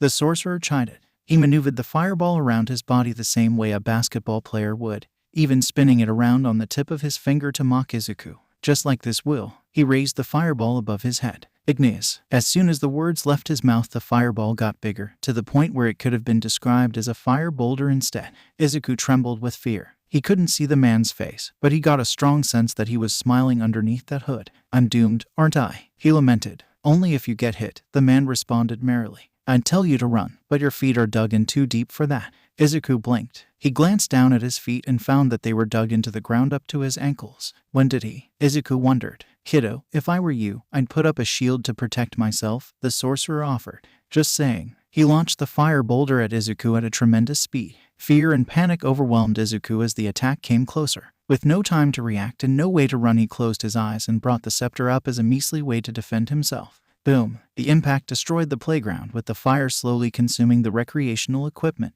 The attack forced Izuku back onto the ground, his feet being ripped from the earth in the progress as fire danced around the area. The pain his body was in wasn't anything new, but the sensation didn't involve burning, much to his confusion. Given that he'd been burned before, he knew exactly what it felt like, yet at the moment he could feel nothing. Opening his eyes, Izuku noticed there was a green light emanating from the scepter that covered his entire body. There was a fire on him, but he couldn't feel any pain. In fact, the heat from the flames around him felt dull and almost lukewarm. How, Izuku stuttered. Magical barrier or shield, depending on what you prefer. When his attack came, your only instinct was to defend. Hence the construction of the barrier. Looks more like a force field to me, Izuku murmured. Fine, magical force field then. Happy. I certainly am. The sorcerer applauded. Did you just learn how to do that now? Oh, I am impressed. You're picking up things much faster than most sorcerers would. Izuku glared up at him. Oh, don't be like that, the man chastised. I was praising you, Midoriya. It's a compliment. Take it. Run. Izuku didn't need to be told twice as he darted towards the woods and disappeared amongst the trees. The sorcerer started to laugh before adopting a serious expression. That's right. Run, little green bean. Run. With Izuku. Izuku wasn't sure how long he'd been running, but as soon as he came to a river with a bridge over, he came to a halt. He looked back to see if anyone was coming but saw no one. He did see his own footprints though. Examining the area, he devised a small plan to throw his attacker off. He first walked over the bridge, with footprints being quite visible as he walked towards a grassy section. Then he retraced them backwards until he came to a large bush. Wiping off the dirt on his feet first, he took refuge inside the bush, which covered his entire body, and lay still. Okay, we need a plan, he whispered urgently. That guy is way out of my league. On that, we agree. In terms of raw power and skill, you'll lose. If you can catch him off guard though, you may have a chance. That's easier said than done, Izuku scowled. True, but you're a smart boy, Izuku. You analyze quirks and people on a daily basis. Simply do the same here and apply it as a battle tactic. Izuku didn't say anything. He could certainly see the logic in her words, but putting them into practice was another matter altogether. Well, I've nothing to lose, Izuku decided. He thought about his opponent's character. Based on the way he fought, he was cocky, flamboyant, and loved to show off. He also had a knack for cheap shots and surprising his enemies. Izuku knew full well a full-on frontal assault would be pointless. He thought about what he could do himself. His spells were very limited, but there were many ways for him to use them, and not necessarily on his foe. Strike and evade was his best course of action. Izuku listened to see if the man was coming but heard nothing. He waited another 10 minutes but continued to hear nothing. Although he knew the possibility of the man using magic to conceal himself, Izuku also knew he couldn't stay there forever, especially since if the guy wanted to, he could set the bush on fire with him under it, which didn't sound very appealing. Checking that there really was no one present, he moved out and proceeded to walk on the grass. "All right, I know what I need to do," Izuku said quietly. "Ooh, what's that?" the sorcerer asked cheerfully in Izuku's ear, his head resting softly on the boy's shoulder. Izuku slowly turned to look at him with an unreadable expression. "Ugh!" Izuku screamed in high pitch. On reflex, he elbowed the sorcerer only to be caught and shoved forward. Izuku whipped the scepter around, but the man was quicker. He struck Izuku with the tip of his staff in the stomach, causing the boy to gag and stagger. He then grabbed Izuku's arm with the scepter, stomped on his foot, whipped the staff backwards and across Izuku's face, leaving a visible mark before kicking him in the stomach, which sent him tumbling backward. Izuku cried out in pain, but it wouldn't end there. The true purpose of the kick had been to provide some distance between them. Dashing forward, the man dug his staff into the earth and used to pivot himself upward, twisting his body. The man spun in the air and delivered a devastating butterfly kick to Izuku's face that flipped the poor boy back onto the ground less than a meter away. Surprised. "I know, right? Guy knows how to fight magically and physically. That's not fair," the man gloated. "I suppose this entire fight is unfair since you only got your magic yesterday, whereas I've had mine for years." He glanced down at Izuku, who was neither moving nor responding. "Whoops, guess I went a little overboard." He walked over, staff in hand, and knelt by Izuku. "Still breathing, and you've got a pulse, so you're not dead. That's a relief. You still awake, kid? Or did my kick put you of commission?" Izuku remained silent as the man examined him and the scepter as his hand went by Izuku's neck. "Such a shame, really. Maybe I should have held back. After all, the whole reason I came here was to test." Izuku bit him. Without warning, his eyes snapped open, and his mouth chomped down hard onto his opponent's hand. "Oh, the man moaned. Not giving him the chance to defend himself, Izuku concentrated all his power, pointed the scepter directly at his chest, and fired off a beam of energy. Boom! This time it was the man who was sent flying through the air onto his back. Izuku steadily got back to his feet, ready to fire again. Unfortunately, the sorcerer kickflipped up, seemingly unbothered by Izuku's attack. "You bit me," the sorcerer yelled incredulously. "What are you, 3? "Oh, my apologies, Mr. Superior Sorcerer," Izuku responded sarcastically. "It's just that with the way you've been kicking the shit out of me, I have very little to work with while you have all the advantages." "That's no reason to be such a sore loser," the sorcerer shrugged unrepentantly. Without thinking, Izuku fired off another energy blast. Clypeus defensionis. An invisible force field formed from the man's hand that blocked Izuku's attack with ease. Calling his staff to him, the man pointed it at Izuku. "I know Japan has a taboo against guns, but I take it you know what a machine gun does," the man assumed, to which Izuku nodded, not quite understanding where he was going with this. "Good. Celery ignis." The man's staff glowed orange at the tip before it started shooting out several magic bullets in quick succession. Panicked, Izuku brought the scepter up again and generated a green force field like before. The bullets ricocheted off the shield, but the constant barrage made it difficult for Izuku to focus and maintain it.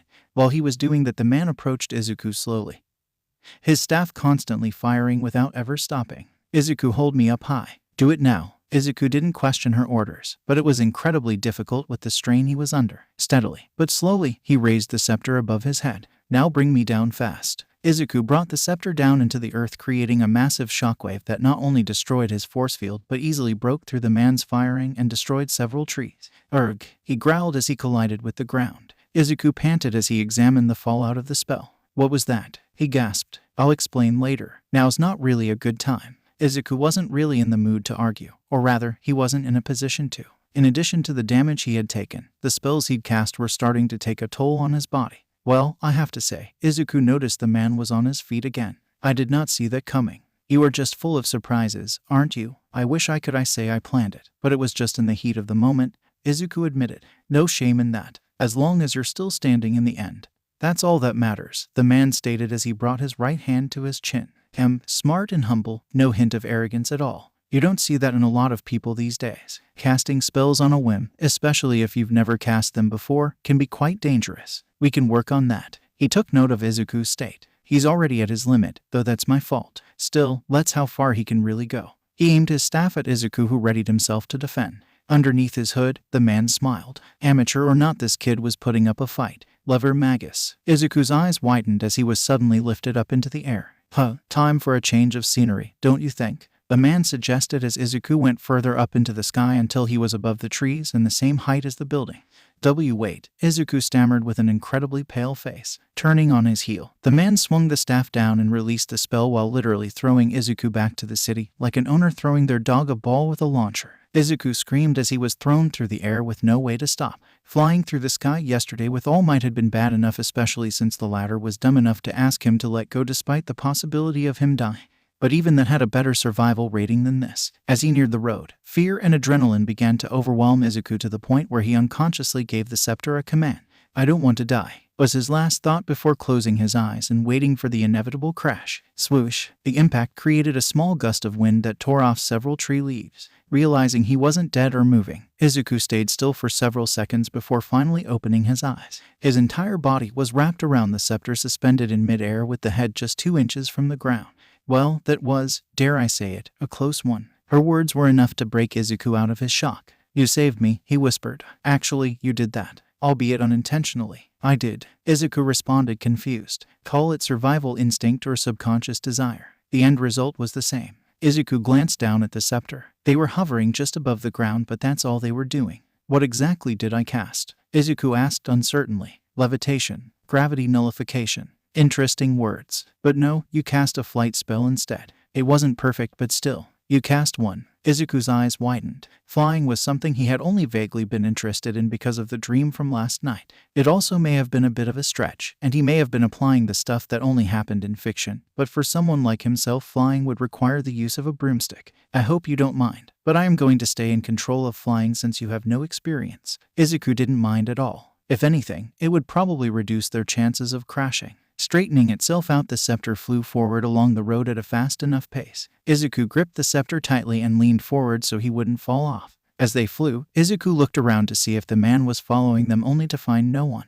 A sinister tune rang out through the area. "Do you hear that too? Or is it just me?" Izuku asked, alarmed. "I hear it. He must be close then." "Think he's doing this just to mock us or intimidate us?" Izuku asked, his voice on edge. "Because if it is, it's working." Before the scepter could answer, they were interrupted by the sound of cackling. "Not so much, my pretty," the sorcerer called out in a deranged voice. Izuku looked up and saw that he was actually flying on a broom, with the color scheme of his outfit having changed to green entirely. More to add to the effect. "Enough chit-chats. Want to play catch green bean?" Igneous, orange fire danced around in the sorcerer's hands while the scepter began to speed. Izuku waved his head frantically as he focused on the road ahead. "What's that? You don't want to? Well, all right. I suppose it would be boring." The fire in his hand extinguished. "Let's play whack-a-mole instead." Fragger, in front of Izuku, a portion of the ground began to glow bright orange. Without warning, the scepter halted and immediately started to reverse. "Brace yourself." The sheer terror in her voice made Izuku go pale as he brought one arm up.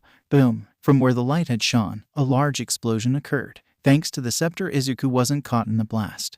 But the force of the explosion sent Izuku colliding with the side of a car and then onto the ground. From the impact, he had several visible scrapes and bruises. Blood was running down the side of his head.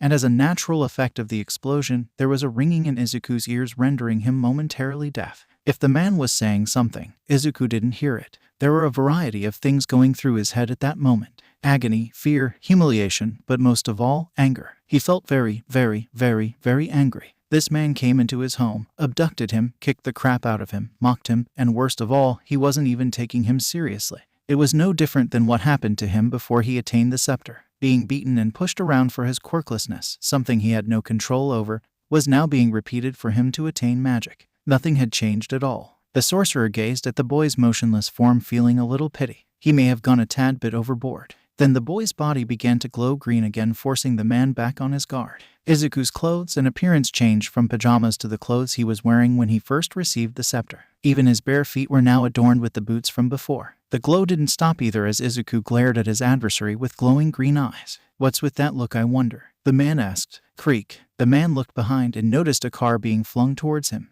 Almost instantly, the man's broomstick reverted to a staff as he swiftly dodged to the side. Odd. With his condition, he shouldn't be able to. He never got the chance to finish that thought as Izuku began to throw more cars right at him. With each car he threw, they piled up into a small mountain that got bigger. Izuku threw car after car, but the man dodged every one. When he stopped throwing them, the man tried to speak. "Is that everything?" Izuku didn't answer. He only glared. "That was an impressive show. But you know, I expected more from you, Green Bean," the man sarcastically lamented, "given how much of a smart boy you've proven to be." Izuku remained silent. "Not very talkative, are you?" the man continued. "Can't say I blame you. This whole fight, you've had your ass handed." Crash. Whatever the man wanted to say next was swiftly by the 2-story house Izuku dropped on top of him. The end result was cars even more wrecked than before, while the man lay under the carnage with boots sticking out from underneath. Izuku was very tempted to set the building on fire, just to make sure he would die. However, he did not want to kill. Yes, he dropped a house on top of him. But considering all the shit he had pulled over the last hour, not to mention all the shit he had survived, Izuku was confident that he was alive. Is he dead? A high-pitched voice asked. Izuku raised an eyebrow and turned to see where the voice came from. Behind him was a small person, actually, several small people who were dressed in outfits consisting of one color, yet a lot of them were not the same. The colors of the outfits consisted of red, orange, yellow, green, blue, indigo, and violet. Despite their size, Izuku could see they were all adults. And what if he is? Izuku asked coldly. Then you have liberated us. One in red preached. From the wicked wizard. For years, he has tormented us. One in orange shouted. He abducted us from our homes and made us his slaves. One in yellow contributed. All for his sick, twisted sense of amusement. One in green yelled. But you have freed us. One in blue declared. For that, we thank you deeply. One in indigo added. I can't sense anything from them at all. They may be an illusion. Whatever they were, Izuku's patience was at its limit. Our savior, our hero. One purple stated. They started to sing about the wizard being dead. But Izuku cut them off. Holding up the scepter, he slammed it down into the ground with incredible force and screamed. Enough. The entire area surrounding him was destroyed, though parts that were further away remained intact. The people disappeared as though they had never been there at all. Izuku meanwhile had reached his limit and was now gasping for air as he reverted to his original clothes. He looked to the side and saw the man laying right next to him, his hand holding his head up with his right arm with his left leg up over the other as though he were at the beach. He stared at Izuku with what he could only assume was a passive expression. Not a big fan of The Wizard of Oz, are you? The man said nonchalantly. Haven't read the book nor seen the movie, Izuku deadpanned. It's supposed to be a classic though from what I hear. One of the best, the man proclaimed proudly. They even did a spin-off musical on the main antagonist. It's fantastic. Exhausted, Izuku sat down cross-legged from the man.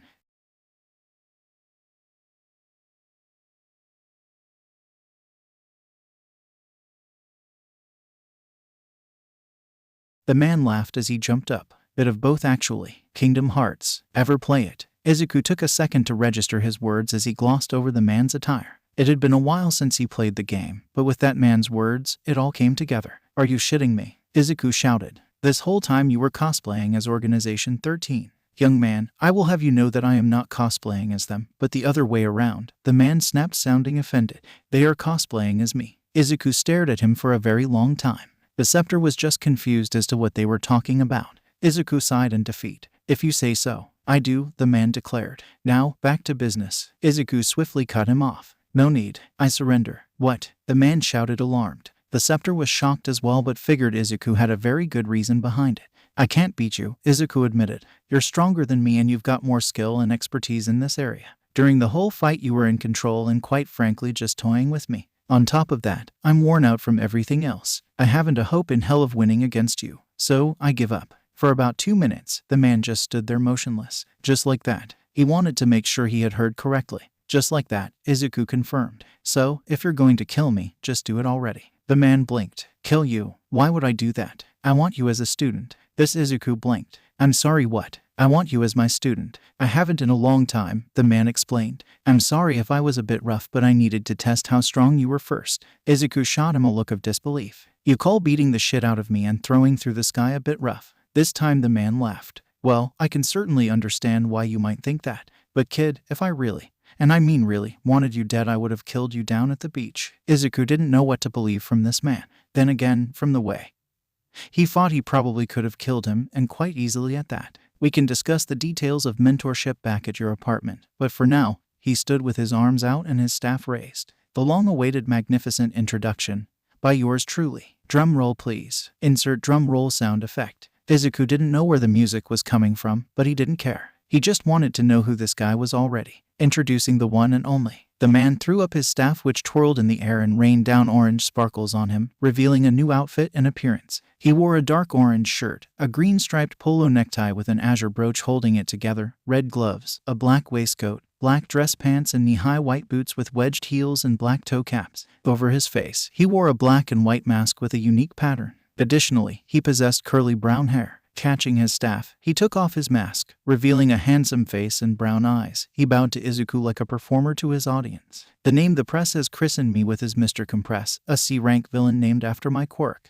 My real name is Atsuhiro Sako, master sorcerer, escape artist and entertainer. He smirked at Izuku. As of this moment, Izuku Midoriya, I am your mentor. Nice to meet you. Alright, that should do it, Atsuhiro announced as he finished healing Izuku and cleaning him up. Izuku was amazed as all his injuries disappeared from his body. He felt a little tired, but otherwise good as new. Quick but important question, Atsuhiro announced suddenly. Does your apartment have tea and coffee? Izuku nodded. And sugar? Izuku nodded again. And biscuits? Izuku waved his head. What? How can you not have biscuits with your caffeine? He sounded completely outraged at the notion. Izuku shrugged. I don't even have sweets. Atsuhiro stared at him in absolute horror. Look, it's been a difficult couple of years for me. I kind of went off them. The magician stared at him for a couple more seconds before sighing and pinching his nose. Well, this will be the first thing I teach you when we get back. Izuku wanted to remind him that he hadn't agreed to be his student, but he also wanted to get home, so he kept his mouth shut. First things first, I'd better clean up this mess.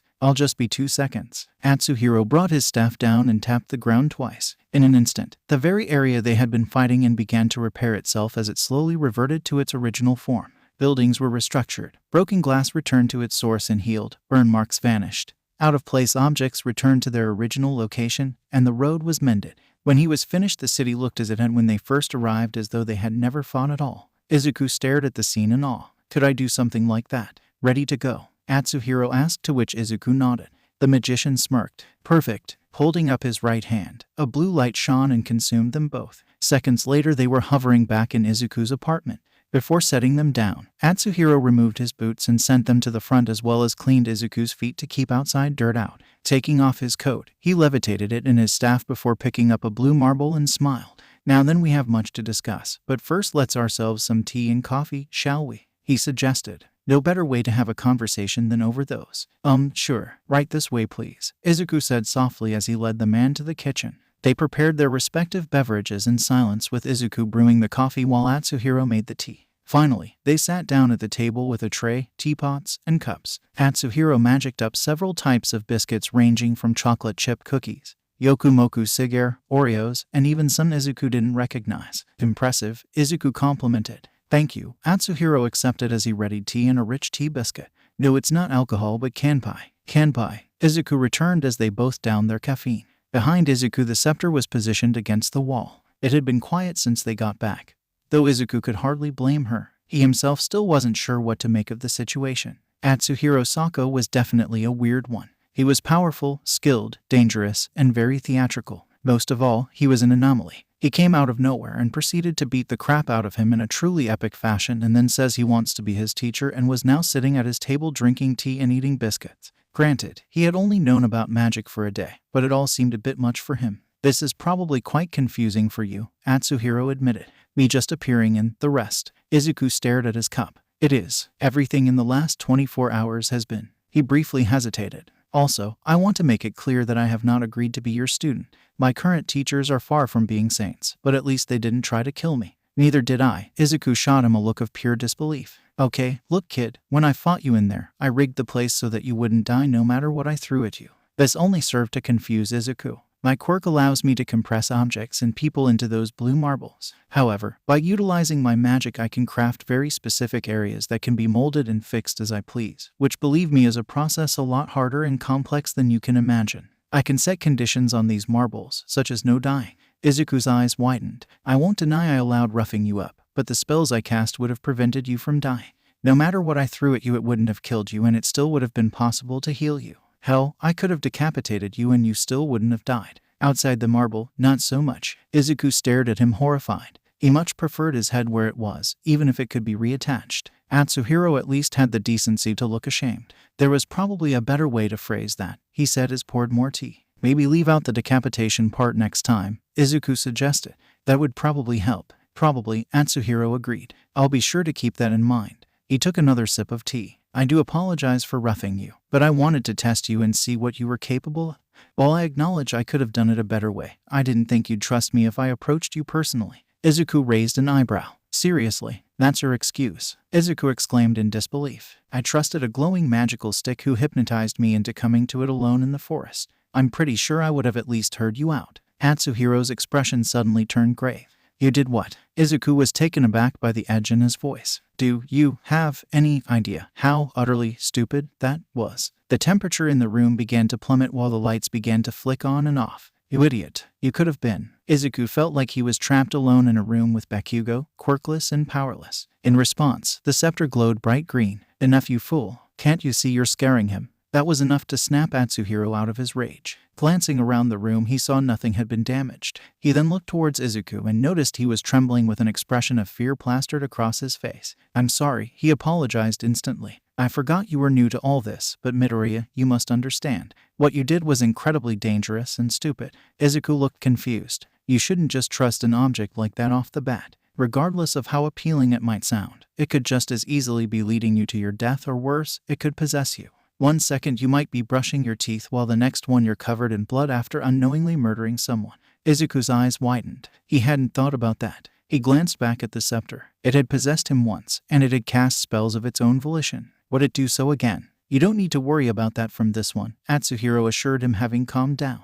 Despite its reputation, Maleficent's scepter is the least likely to do that to you. Other objects, or voices, few as they are, not so much. Izuku blinked. Maleficent's scepter. You mean that scepter? This time Atsuhiro blinked. Seriously? You didn't even know that? Izuku crossed his arms, looking irritated. She's been here 1 day. Literally 1, most of which I was asleep for. The other half I was training and getting the shit kicked out of by you. So, excuse me if I don't have all the answers. The other answers can be excused, but her name, that's a simple who are you? Midoriya, he chastised. Granted, she herself might not have known it. He turned towards the scepter. Did you? Of course, I remember my name. The rest not so much. Just bits and pieces. Different people who wielded me, though even those memories are faint. There was a brief silence as Atsuhiro carefully formulated his next response. However, Izuku spoke first. Wait, is that your name then? Maleficent? He asked softly. The name sounded foreign to him, or rather, it sounded like something from a fantasy novel. Yes, I've forgotten many things, but my name is the one thing I've always managed to hold on to. I apologize for not telling you sooner, as everything has been happening much faster than I would have anticipated. For a moment, no response was given. Then Izuku smiled. Maleficent, huh? That's a pretty name. Very European. Izuku didn't know if her name originated from Europe or not, but it definitely wasn't Japanese. The scepter, or Maleficent, was flattered by the comment, though she could not show it. It's a fey name, Atsuhiro explained. Though whether or not it's European is up for debate, even if the woman herself was born there. Fey, Izuku repeated. As in fairy, Atsuhiro took another sip of tea. Izuku blinked as his brain processed the information. He shouted without thinking. Wait, what? I said as in fairy. Maleficent was a dark fey. One of the most powerful to ever live, Atsuhiro said nonchalantly. Also, please be careful when and with what you exclaim. You never know who or what might be listening. Though it wouldn't really matter this time since I put up a sound barrier around your apartment. Izuku didn't even care to ask when he did that. He was curious about one thing, and one thing alone. I'm sorry, but what do you mean fairy? He demanded. Do you mean like in the West with wings and small bodies? Atsuhiro chuckled. Wings, yes. Small bodies would actually be pixies, though I can understand the misconception. Izuku stared at him in disbelief. So, you're saying fairies are real? Quite real, Atsuhiro assured him. You wouldn't see them very often, if at all. They went into hiding a long time ago along with many other magical species. To my knowledge, they still exist, though they are out of reach. Izuku was now curious about the other species. If fairies were real, did that mean mermaids were real? What about yokai? Or elves, or even dragons? Izuku had seen a vision of a dragon, so it had to be possible. Yes, they are real, Atsuhiro confirmed as he took another sip of tea. Merfolk exist in different parts of the sea where they actively avoid humans. Dragons aren't very common. To be honest, I'm not sure they're still around. He stared at Izuku with an amused expression. By the way, we'll have to work on that muttering of yours. As entertaining as it is to watch, it would be troublesome if you let out information in front of the wrong sort of person. Izuku blushed in embarrassment. That was one habit he'd never managed to curb no matter what he tried. So, all that stuff from myths and fairy tales are real? Izuku asked. While he knew magic being real should have been proof enough, he had seen definite proof it was real. What Atsuhiro was describing, though, not so much. They are, or at least were, he softly corrected. It's been a long time since I encountered anything like that. It's been a long time since I encountered anyone magical in general. Most of us went underground or into other realms to escape humanity. Why on earth would they do that? Izuku asked without thinking. To avoid persecution and extermination, Atsuhiro answered bluntly. The usual.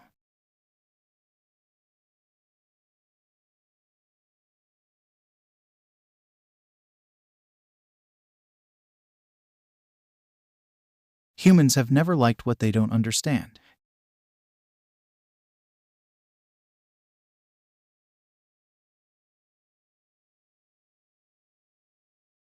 Of course, that happens even on non-supernatural matters. Izuku felt a bit unnerved by what he was describing. He knew from history that those types of events had occurred.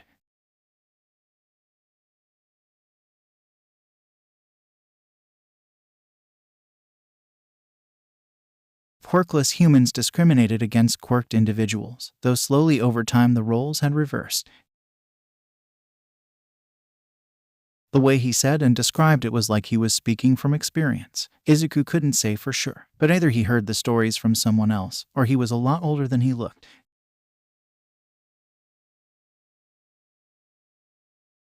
Or perhaps those with magic aged at a much slower rate than those without.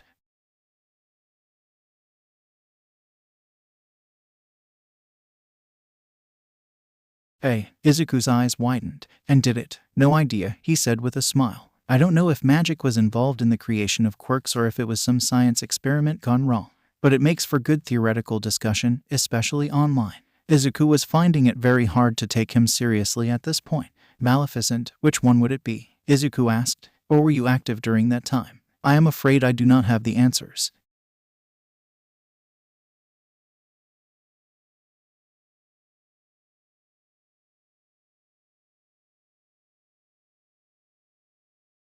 I see. Well, that's too bad, Izuku lamented. I am sorry. Oh, no, it's not your fault, Izuku stated firmly. If you can't remember, you can't remember. You'll just have to wait until it comes back to you. About that, Atsuhiro interrupted. If I may, with your permission, I'd like to drop a few names on you. Drop a few names on me. I don't know what that means. It means he wants to bring up the names of people and places you might have known before I met you, Izuku explained.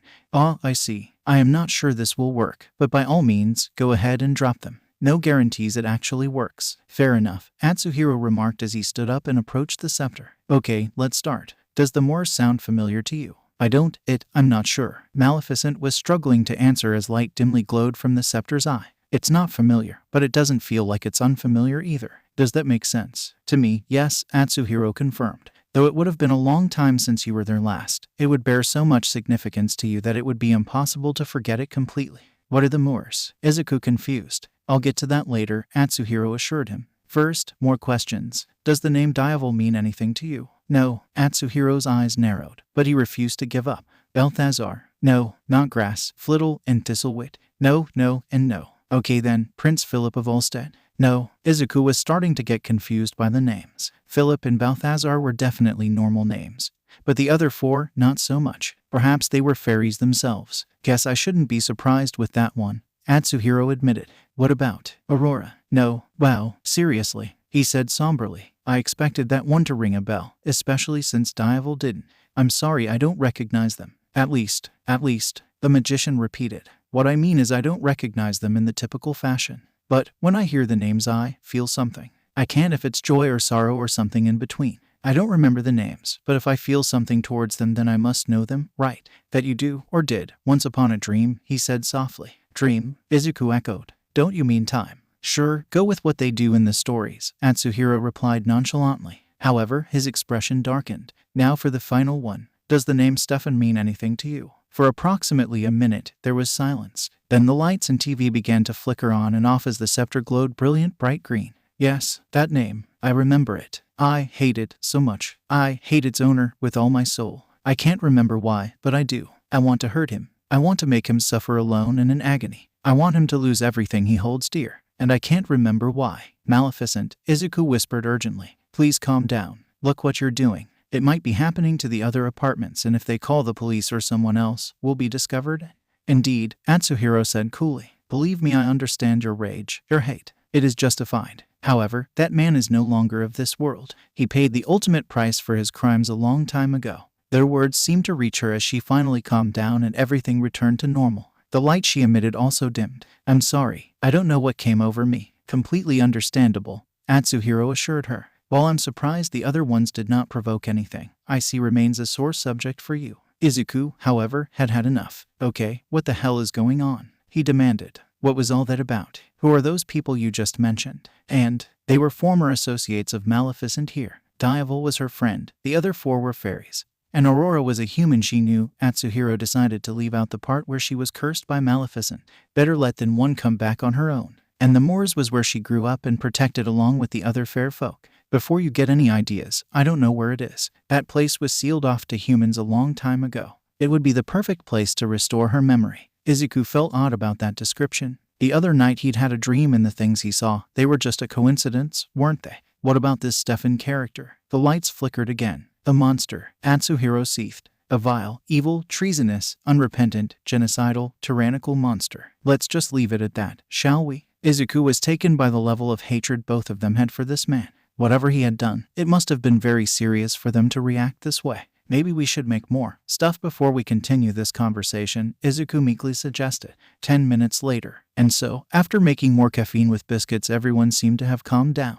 Back to the topic of me being your student. What exactly would you teach me? Izuku pondered. Channeling and directing your magic, casting spells, making potions, magical history and species, types of magic, risks associated with casting magic, meditation techniques, and a couple of martial arts lessons, Atsuhiro listed off, albeit simplified versions. We'll save the more complex topics for later since it's always best to cover the basics first. As intrigued as he was with those topics, there were two he found confusing. Meditation techniques and martial arts. He repeated, why would I need those? The former is good for clearing your head, controlling your emotions, building willpower, and in general good for the soul. It can help with studies and mastering one's magic, the magician listed off. The latter because you will not always be in a position to use magic, so having a secondary means of protecting yourself becomes necessary. Izuku didn't say anything. Hearing him describe it like that did make it sound necessary. His father had once offered to send him to classes, but Izuku turned him down. Not wanting to waste time the second he was rejected by the owner, let alone be bullied by the students for his quirklessness. What kind of spells? Elemental, healing. Because I can already, Izuku continued. Oh, I know. I was watching you earlier, on the beach I mean. Izuku felt a little creeped out at that revelation. But to answer your question, yes, that will be part of the curriculum. Alongside transformation, teleportation, concealment, telepathy, and perhaps one day curses. Izuku was definitely intrigued by what he was hearing. If he could learn to do all of that, then he would get his revenge in no time. After 10 years worth of bullying for lacking a quirk, gaining a variety of new powers would be a surefire way to make up for it. It was about time the universe cut him a break. What about learning how to use magic without using the scepter? He asked. Atsuhiro raised an eyebrow. Sure, I can teach you that, but I don't recommend it. Casting magic puts a strain on our bodies. Overusing it can cause us to collapse or in some cases die. By channeling our magic through objects like my staff or a wand, we can lessen this strain and increase both the power and efficiency. Still, I'll teach for when you don't have the scepter. Izuku could understand this concept well enough. Certain pro heroes use support items to aid and lessen the more harmful effects of their quirks. This was no different. Okay, 2 more questions, both serious, Izuku stated. Atsuhiro shrugged. Hit me. Why would you ask him to hit you? How does that help with anything? He means go ahead and ask. Izuku clarified, much to Maleficent's relief and Atsuhiro's amusement. Earlier you mentioned me not covering my tracks after last night. It's how you found me. Izuku paused. Is someone else going to come looking for me because of those tracks? The wizard's eyes narrowed, albeit impressed. So, he noticed. Good. It shows he's not stupid. A few beginner mistakes, but he is a beginner. I made sure to cover up all traces of your little spectacles so you don't need to worry about any unwanted guests. He said. Good. Then I'll move on to the more important question. Izuku decided. I don't know much about you, but I figure you won't just open up about your life out of the blue, so I'll settle for something much simpler. Why do you want me as a student? Why me? I'm quirkless. I'm sure you could easily take the scepter from me and give it to someone stronger. So why? If she had eyebrows, Maleficent would raise them. Izuku had asked her the exact same thing last night. Was lacking that power that's severe a taboo in the modern world. She knew Izuku had been ostracized and discriminated against for lacking one, so she understood his pain. But for it to be this bad, Atsuhiro was more understanding. He'd been around when quirks first appeared, so he knew how bad prejudice had gotten. It was an ironic role reversal not just of quirked individuals, but humans in general. Of course, heteromorphs also suffered for their appearance, but that wasn't much of a shock. Racism was a problem that existed long before quirks arrived.